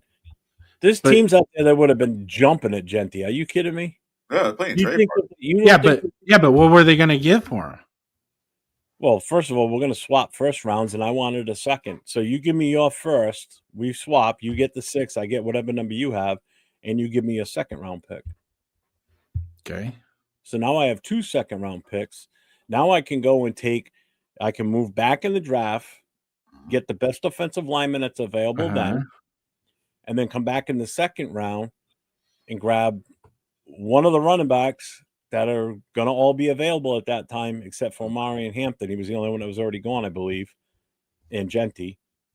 So you're saying the sixth pick is only worth 2 picks? You could have got more, possibly. I'm not saying no. So the value your draft pick when you have the pick where you're on the board and the value what you have versus what somebody's willing to pay to move up could be a huge. And when you start to get 5, 6, 7, 8, it changes dramatically. Well, especially depending on what type of talent's on the board. And again, that's why you have to look and see what teams are offering. Some teams may offer more. Some teams may offer just enough. Right. Like now, say we finish the season. Say we finish the season with the number 2 pick, right? Mm-hmm. And we want to move out of that because we want to accumulate some extra picks and really bring some bodies in that we think can really help this team in the now, not in the future, in the now. So we take that number 2 overall pick, we put it up there that we're willing to move out of that spot. I guarantee you with that number 2, you can get you should swap your first round picks, get a first rounder in the 27 draft, and probably get a second and maybe a 4th rounder in this current 2026 draft. So now that gives you the first round pick this year. Still, just don't know where it would be, depending on who you want to trade with. A second rounder, so that gives you 2 second rounders. You get an extra 4th this year, so you gain 2 extra picks. Mm-hmm. All right, but that also not only do you gain, and then you could actually possibly take those 2 second rounders, trade those off, and move back into the tail end of the first round. You can move yourself right back in with 2 first round picks if you play it right. Okay, and then in 27, you're going to have 2 first round picks. You're not going to be winning the championship, so you're going to be picking somewhere in the 10s or above. So you're still going to have a decent pick, and depending on who you trade with, you could do something with that pick too. You could trade that away and move up again in next year's draft, because I think the quarterbacks coming out in 27 are going to be better than 26, if I'm not mistaken. Correct? There's a potential to have a better quarterback class in that one versus this one. Possibly. There Everybody's is, clamoring but for us to take Mendoza, but until we can guarantee that we're going to fix this offensive line, I wouldn't be taking a rookie quarterback at number 2. I'm sorry. if you do take a rookie quarterback, it's with the intent that he's not going to play behind that offensive line. Oh, it has Because to. it doesn't hurt to get you your franchise quarterback and then come back around and spend a whole year of free agency, another year of free agency and draft to build that offensive line. It doesn't hurt to do that. Yeah, it doesn't hurt. Like If that's the guy you know that 10 years down the road is going to have some jewelry on our hands, you know what I mean? And it has to be in that. And there's like, I mean, I know Green Bay was fortunate because it just went bam, bam, bam. You know, it just went from Favre to Rodgers to Love, you know. And I know the Chiefs had Alex Smith, and then it went right into Patrick Mahomes. And Patrick Mahomes got to sit a whole year to allow them to develop that roster a little bit better, which made it go bam. It wouldn't hurt. It wouldn't hurt to take the quarterback at number 2. It wouldn't hurt because he knows he's going to say if Pete Carroll's still there, Jesus is going to be the start. It wouldn't hurt to have him sit and you can build around that. Because you guys remember Josh Allen wasn't that great his first year. But what the Bills do, they start building around, getting better offense, running backs, getting receivers. So it won't hurt if they're going to take Mendoza at number 2. Josh Allen was bad until Dayball got there. That had nothing to do with the team around him. It was the offensive coordinator that helped. They still put players around him, regardless who was offensive coordinator. So it wouldn't hurt to take him and put players around him. Now, who's going to be offensive coordinator next year, we don't know. But if you're going to take a number 2, fine. But he should not start any game with his offensive line, even preseason. He shouldn't even get in too much, but a couple of plays and get out. Because you don't want to fracture his confidence or get him hurt, seriously hurt. So they want to take Mendoza number 2. If they got number 2 pick, all right, go ahead. But build around him. Just say, we got quarterback. I don't think we have that. I think the highest we're gonna pick is 3, but most likely 4 or 5 is where we're gonna be. You could still warrant it. You could still pull probably 2 first rounders out of that in the trade. First round this year, first round next year. Yeah, but what about other glaring needs? I know we need to rebuild the offensive line. Don't get me wrong. Okay. And we can still do that in the second round, in the third round, in the fourth round, in free agency. Right. We can still trade for an offensive lineman. You know, so we could still make a trade, maybe do a player swap or a future draft pick to go get an offensive lineman, right? To build that offensive lineman. Is that really, in all honesty, I truly think, in my heart of heart, we only need 2 more people to get that offensive line working the way it should. We need guards. We need one guard, and I'm telling you, I would love to see us draft the best overall center or bring in the top free agent center. And the best overall center right now is slated between 35 and 37. And we can easily do that. Which is where we're going to be picking in the second round. Second round. I want a guy that played his entire college career center. He's bred as a center. Exactly. That's exactly what this guy is. I don't want somebody that played center for 1 year and we convert, we draft him as a guard, but we make him the center because he played it as a senior. No knock on JPJ. I'm not knocking JPJ. I love the kid. I think he's the fire that this team needs, but he's better suited at playing guard, and I will take that to my grave, that he's better at guard than he is at center. Exactly what I've been saying. You just need the right other pieces on that offensive line that make this work right. That's exactly what I've been saying. Like, let's get a guy who played that position for his whole entire football career. All these conversions, man, doesn't work. Because, like I said, there's that 2 guys I like that's playing center right now. That one guy from was that a guard Jason from Miami? That one dude? I mean, from Florida. Is he a guard or a center? The only guy I know from Miami is that defensive end. No, he played in Florida. But he was knocking guys around. Literally knocking guys around. So you need some guy like that who play that position and plays it well. But like I said, this conversion shit don't work. We proved that many times. Yeah, and let me ask you this, Jason, because you just brought it up about going after offensive linemen in free agency, or this is the same regime So say nothing changes. Pete Carroll's still here. Everybody's still here. You saw what they did in the offseason this year with trying to bring in offensive linemen. Do you really trust this regime to bring in the adequate guys on the offensive line to help? You already saw what they did this year. They thought Forsyth and Kappa were going to be the help fix on this offensive line. Mm-hmm. Do you still trust them to do that next year? I gotta trust Brian Hunt to do his job. And that's what I'm hoping on too. Which means, well, if that's the case, and he wasn't here when those decisions were being made. Exactly, and that's the wild card in all this is him, and what his unit as the scouting team, what they put together for packages on who we should be looking for, whether it be in the draft or in free agency, who we think would come in here and be a better fit for this team, other than these two which we brought in. And I'm sorry, Kappa needs to be cut. I don't care if we take the cap hit or not. He shouldn't even be here. He shouldn't even be an option. You know, there's a few guys on this offensive line that should not be back. Parham, how he's still here is beyond me. Meredith, yeah, you want to keep him for death, I'd be okay with that. Putnam, bye-bye. Kappa, see ya. I would keep Meredith because he's versatile at both center and guard. Well, that's why I'm saying I'm fine. And if you have strength already built into the surrounding positions, then he's not gonna be a weak link per se.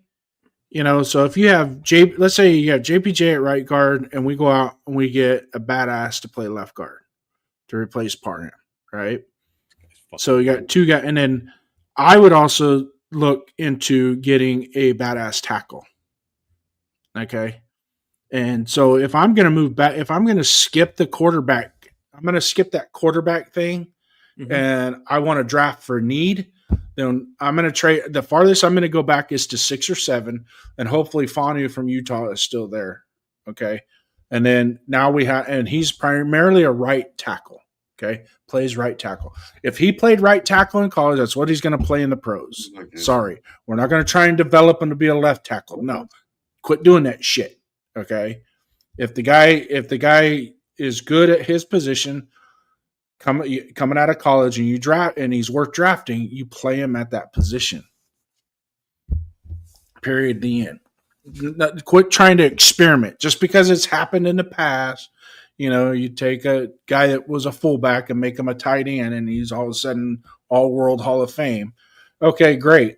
You know, you found, but to do it like repetitively, sometimes you start to wonder if it's just they do it out of spite, just to satisfy their egos.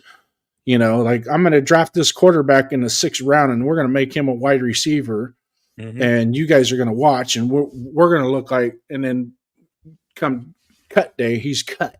He didn't even make the team. You know, so we just wasted a draft pick. You didn't even get a chance to develop him. The good thing for us is, if you look through the free agents for offensive linemen, there are some good offensive linemen that are going to become free agents at the end of the season. You know, it'd be great if they don't re-sign with their existing teams. No, that's just the thing. A lot of them are going to get re-signed because other teams know that they have to build the trenches as well. Yeah, but if we offer more money, that's the only thing we can hopefully take into consideration, is that we can outbid these other teams for them. Yeah, some of them, though, are going to get re-signed before they can hit the market. What's up, Ardell? But that's the theory is, in the practice, I don't want to grab a quarterback with the first pick. I think grabbing a quarterback with the number, whatever we end up with, 2, 3, 1, whatever, I think it's a big mistake if we do that. I really do. So maybe taking Genty at number 6. Give me just a second here. All right. Yep, I agree. All right. This right now is going to be, I'm just going to name the top 10. Okay. The top 10 2026 draft prospects. And this is as of right now. Okay. Obviously, things change once you have the bowl games are played, and then you have the combine. All that other stuff. Yeah, so some things are going to change. Some of these aren't going to change because they're absolute. All right. And you're going to probably laugh at me and haha, we'll have a bunch of haha moments when I do this. I don't give a shit. Okay. The number one prospect coming out next year is Reuben Baines, defensive end edge rusher out of Miami. Mm-hmm. He's phenomenal, but he is built more of a 3 technique than he is an edge. So I think there could be a misnomer of him as what his game is going to translate to the NFL. Okay. The second prospect, Caleb Downs, Ohio State. All right. Mm-hmm. Ha ha, he, we had the same last name. I don't give a shit. You watch the kid play. It is unbelievable what That's that the reason kid Jason wants him. No. Well, it will make it easy because now I could buy his jersey, and if he gets cut, I still have a jersey with my name on it. True. And it's true. legit, right? But you're gonna look funny as a big ass dude like yourself walking around in a jersey of him wearing number 24. Now here's the story. Okay, he wears number 2. His brother wears number 2 for the Colts, right? His brother Josh plays for the Colts. Okay, he wears number 2. But his first jersey number in high school was 24. All right, but we're moving on from that. And you know where I'm going with that, right? Ain't nobody wearing 24 on our team right now. Yeah. So next is Spencer Fano, offensive tackle, Utah, right? Day 1 starter since he got in there. He has huge upside and extremely strong. Runs a 4.940. He's 6'6", 300 pounds. Athletic. He's one of those guys that when you go to do your scouting on him, you're going to take a basketball and go find a basketball court, and you're going to be like, holy crap, this kid is athletic as all get up, and he's strong as an ox. He's not getting knocked on his ass. The 4th overall prospect right now, and this is from Draft Buzz, NFL Draft Buzz. No, hold on real quick. Just want to address Raider Moores. I looked at the free agent wide receivers. The best one out there would be Pickens from Dallas. There's not much out there for free agent wide receivers going into next season. So it would probably have to be the draft, or we just stick with what we got. I honestly he's gonna want to go with wide receiver. The answer's not in free agency. I will say that. No. We're going to have to make a trade for a wide receiver, or we're going to have to draft one. And there's some really good wide receivers that are going to be in this draft that aren't going to be in the top 25. That on a normal year. We'll see you guys later. A normal year. Okay? Nah. I'll see you guys. Talk to you later. Later. All right. Oh, shit. We've been on for almost 3 hours. Holy fuck. I didn't realize how long we've been on for. Holy Jesus. Salute to the chat too, man. We've had up to 50, 60 people in here watching us today. Appreciate you guys joining us on a Monday. Sure. So I'm going to blow through this real quick. Number 4 is Ty Simpson, quarterback, Alabama. Number 5 is going to be offensive tackle, Francis Maga from Miami. Really good offensive tackle, super athletic. He has all the physical tools, and he's in his structure. You watch him, you look at him, you see his structure. He's totally built. Number 6 is Dante Moore, the quarterback from Oregon. Now, a lot of people are saying, and including some of my sources that I referred to, are saying that the inner workings is he's going to return next year. Here's the catch on that. He can only hurt at this point, he can only hurt his draft stock going back to college versus helping. Okay, if he's going to be a top 5, if he's going to be top 2 quarterback going into the draft, and there's a bunch of quarterback needy franchises that need a quarterback, I think he would actually hurt himself going back to college than just going pro. Yeah, because all it takes is one injury or a couple, just. Well, look at Drew Aller from Penn State. Yeah, and I knew that was going to happen because he lost Tyler Warren as tight end, which was his safety blanket. Drew Aller was all that in a bag of chips. Well, he was thrown to Tyler Warren. You know what I mean? So Tyler Warren can make a bad quarterback look good real quick. What's up, Smokey? Next one is Peter Woods, defensive line edge rusher. He's number 7 on the board. 6'3", 315 pounds, very athletic, great tackling machine. But he's from Clemson. So I have buyer's remorse when it comes to Clemson. Number 8 is Jeremiah Love, running back at Notre Dame. Everybody's seen Jeremiah Love. Jeremiah Love is the real deal. Yeah.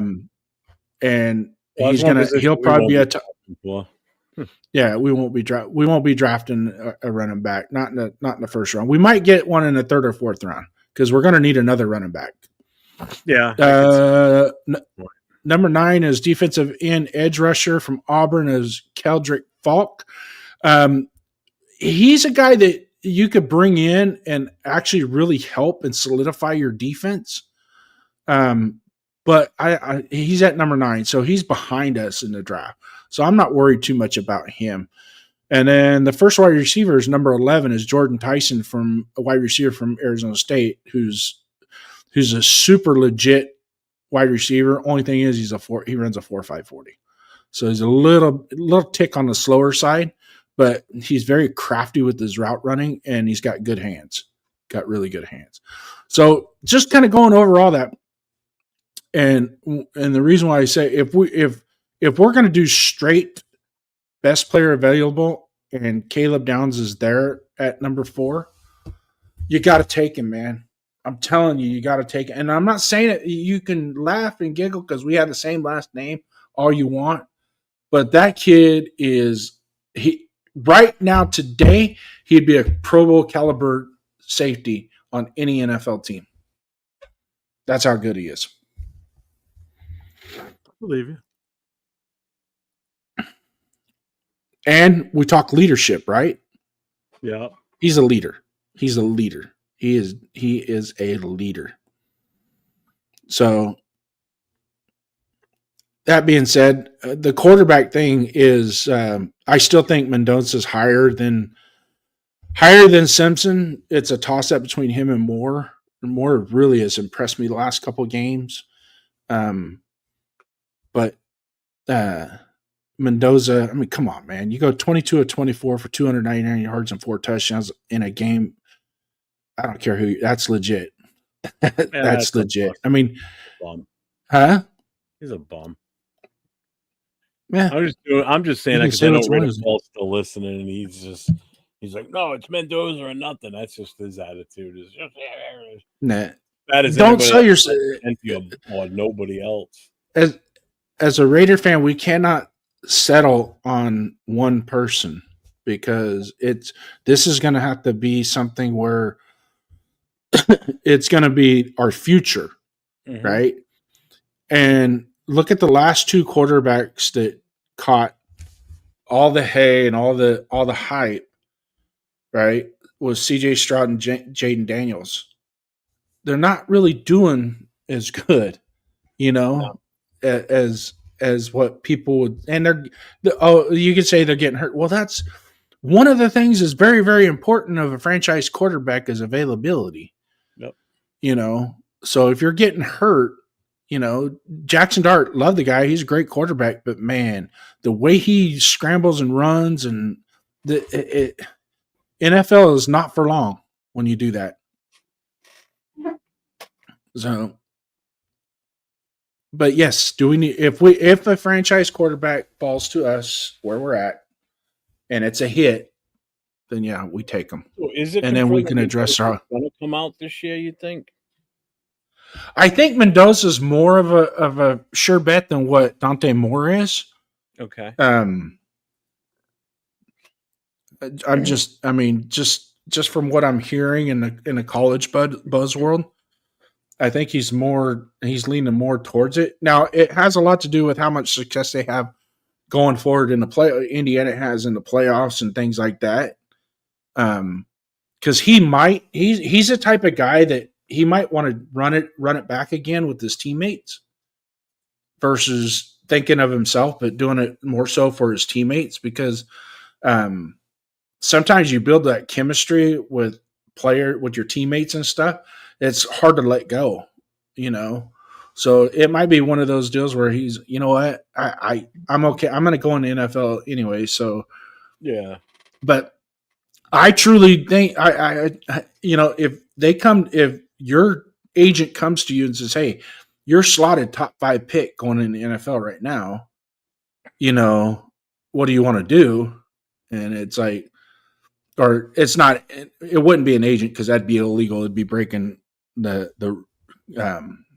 NCAA rules. But it would be somebody like his head coach or an advisor or somebody would be like, you can only hurt your draft stock by staying another year than you are going to help it because you're already a top 5 pick. Yeah. And I agree. CJ Stroud is, he's struggling with an offensive line, but you gotta address that offensive line. I'm telling you right now, if we don't address enough of the offensive line and we go into next year with, say, at least 90% of this offensive line that we have now and nothing really new added, our 2026 season's already over before it starts. You can already see the writing on the wall. Because in some cases, I don't think any type of coaching can't fix bad talent or just but Jeff, bad players overall. With what we have in 2025, 2026 is already going to be a wash anyways. No. There's no way we can this is a JV football team. There's no way we're going to be able to turn this around and make it what we expect is a championship commitment to excellence. Just win, baby. That's our expectations, right? As fans. But let's be real. It's going to take a lot. And Spytek's going to have to re-sign or fill 24 roster positions through free agency. That's going to take 80% of that salary cap just to do that, just to fill the roster out. So when we start bitching and complaining about we've got this, 2-star linebacker that we brought in to be our starting linebacker, that's because that's all we can get. Not so much what we can't afford. It's not being cheap. It's all you can get. That's all that's available. You open a bag of chips and you pour the chips out and there's crumbs. By the time you get ready to eat a chip and all that's left is crumbs, you got to eat crumbs just to eat. So, I mean, if a franchise quarterback is there at 4 or 5, wherever we're gonna probably be picking in the 4 or 5. The only way we're gonna go higher is the Jets win a couple games because we can't end up tied with the Jets. The Titans and the Jets. If we end up tied with the Titans, Jets, and the Saints, we're number 4 because of their strength of schedule. Okay. At number 4, I really think that at number 4, I see the Saints probably going best player available versus targeting a quarterback because they drafted Tyler Shaw, to play quarterback, who he didn't look bad. I mean, it wasn't. But you can't expect much out of a rookie quarterback. I would much rather draft that franchise quarterback, put him on the bench, marry him up with the right head coach and the right offense coordinator and the right quarterback coach, pair him up just like a fine bottle of wine with the perfect meal, and just let it marinate for a year. And if maybe week 8, week 9, the season's a toss and you think the kid's ready to go out there and take some live bullets, let him take some live bullets. Don't expect anything. Okay? Don't expect that he's going to turn it around for us because in the history of the NFL, Jaden Daniels was kind of a reckless misnomer as to what happened. I think Dan Quinn rolled in. They actually had a better roster than what was expected, than what most people were giving them credit for. They had a pretty good roster. He was able to coach them up with Jaden Daniels as their quarterback. And then some flash plays were made that he got some dun-a-dun on ESPN, that got everybody's eyes opening. But if you closed your eyes and just look at the totality of it, he did what a rookie quarterback is supposed to do. Manage the game, keep the team from being in bad position, make the plays when they're available. So It wasn't like he came out and just took command of the football game. He didn't. No, Ray Moore, he would count against the cap.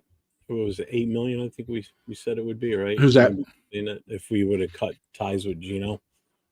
If we cut him post June 1st, it's $8 million.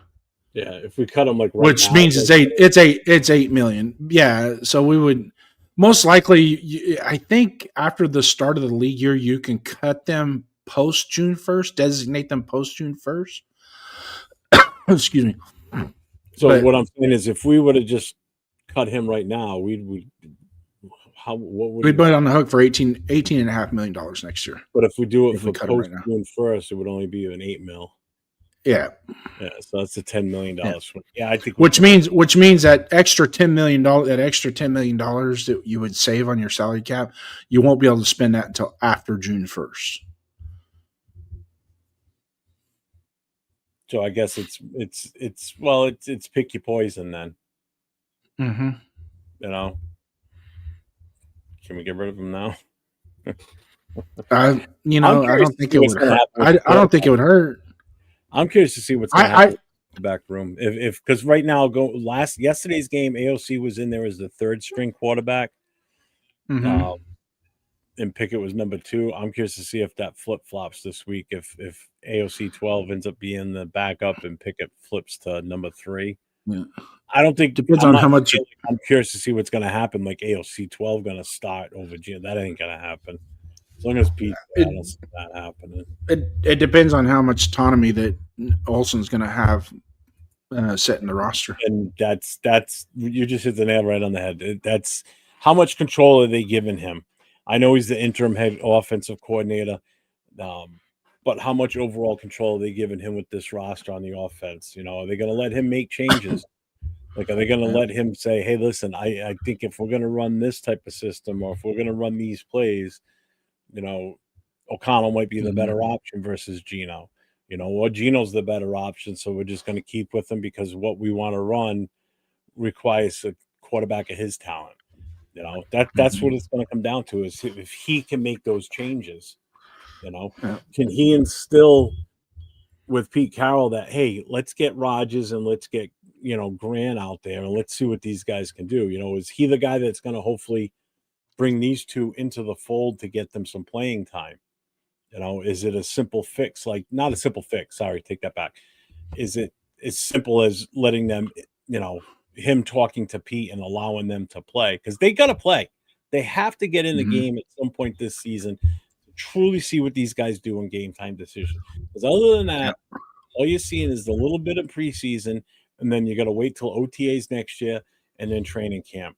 And you're still not going to get the true sense. It could be that whoever we draft next year come in and they're way better than these guys just out of pure talent. And that's great. If that's the case, then that's the case. But still give these guys a shot. Let them see what they can prove their worth. You know, let them earn that third round pick value. You know, just having them sit there is just that's not good coaching, I think. It's either not good coaching or we picked them in the wrong spot.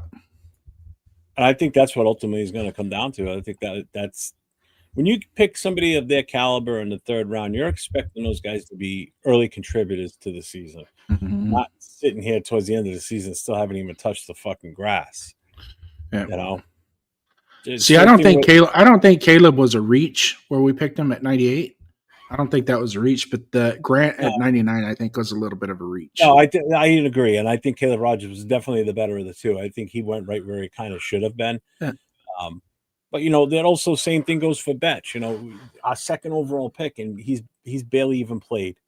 You know, Thornton, the 4th round pick, who we thought was going to be the next greatest thing for us. Well, not us, not me anyway. I never even thought of him as an even starter. But I think Betch has a place going forward on this team. I think so too. He's got more potential because he does when he is given the opportunity to make plays, he makes plays. But I mean, one catch or one attempt or 2 attempts or 4 attempts, you know, he's out on the last week he was on the field 9 plays, you know, and none of them were called. It was like the third option. Well, Gino's not going to his third option. So if you're to the third option, you ain't getting the ball, you know, unless the ball gets tipped up in the air and you happen to be in the right place at the right time. I like what's his brother's name? Oh no, LaFleur from the Rams back coordinator. I wouldn't mind him. I would take him as a See for sure. Yeah, Joe Brady. Another good one. You know, I think he would be okay. Could you imagine if he sticks with Olsen for next season? I just don't want it. He of all people is definitely a retread because he's been here twice before. This is his third go around with the Raiders. Mm-hmm. I'm done with the whole retread shit. I want a fresh, new face in across here the board. that's never been a head coach. Across the board. Maybe been an OC, but somewhere else, or one of these bright guys, these bright young guys that can come in and make a change. Bring that new energy in.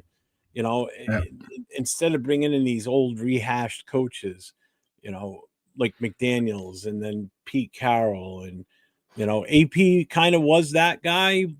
That fresh start, that younger vibe, that kind of moving us up in the times. But then we just super regressed by bringing Pete Carroll in. Now, don't get me wrong, I was all for Pete Carroll when we first said that we were hiring him.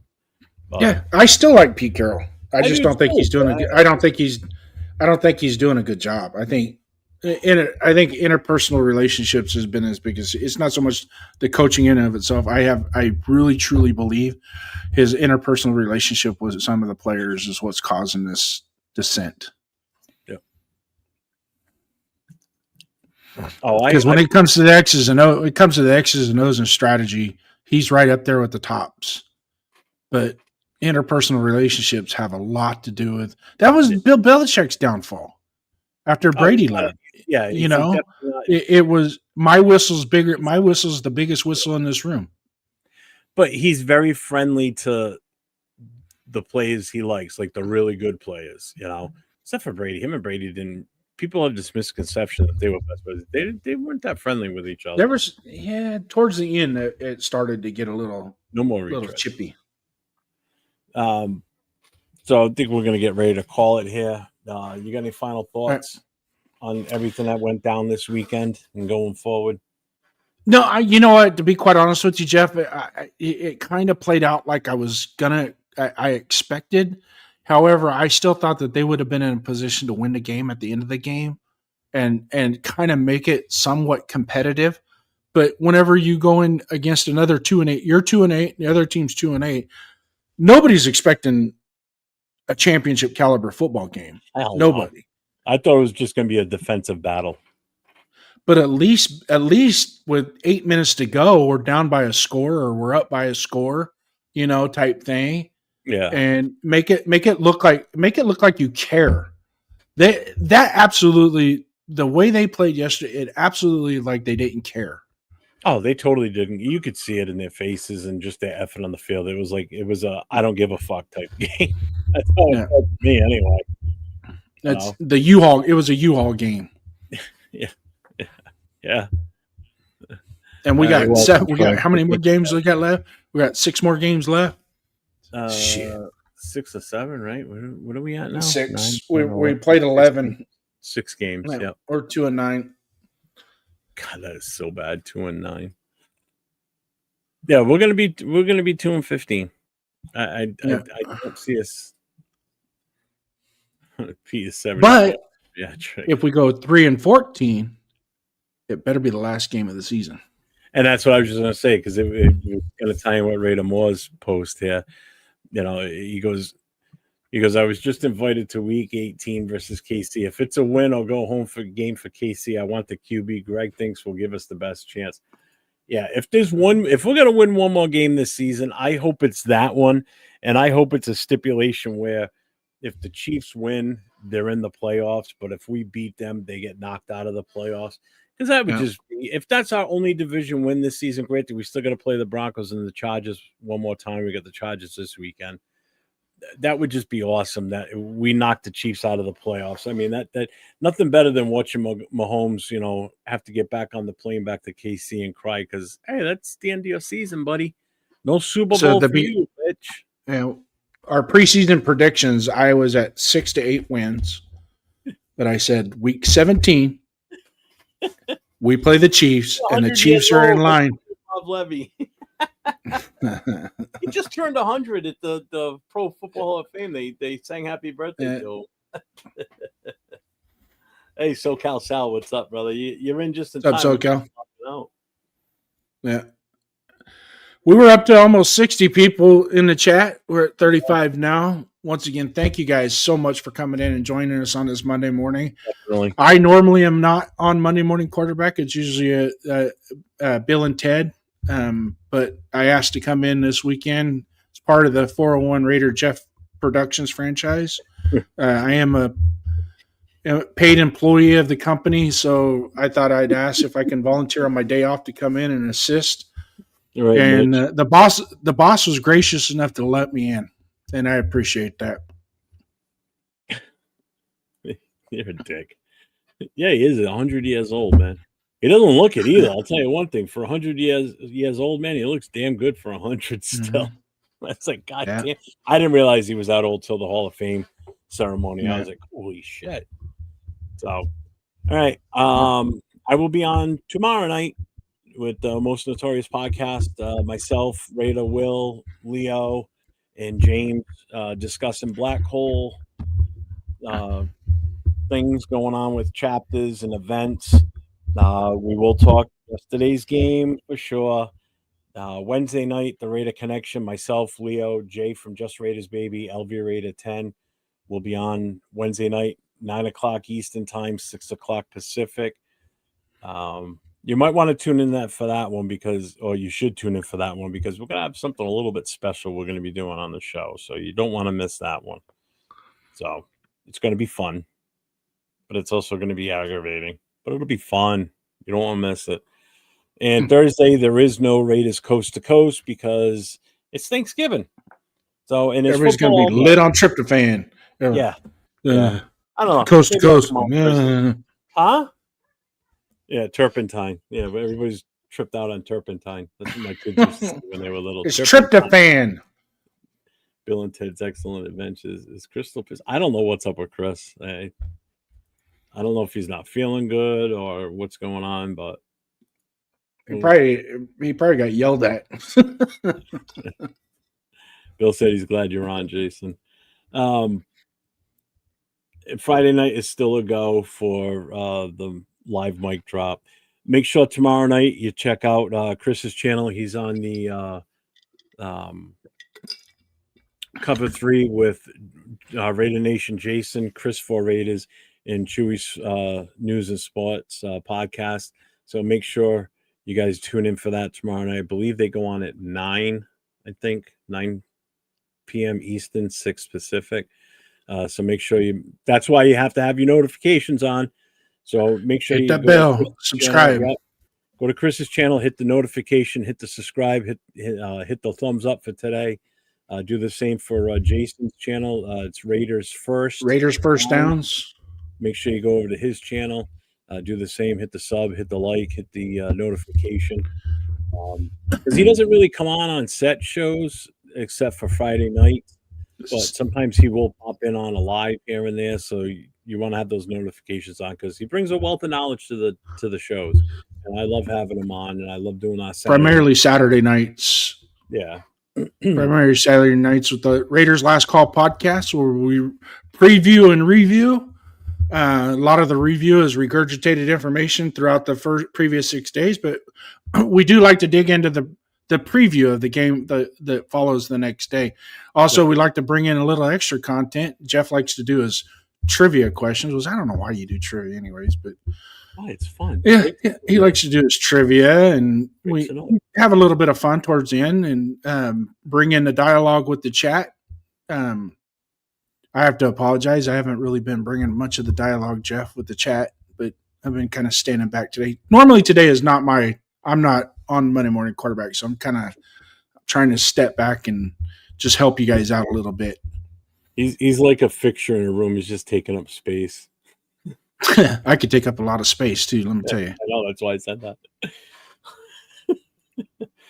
So, all right, folks, if I don't see any of you, make sure everybody has a wonderful and happy Thanksgiving.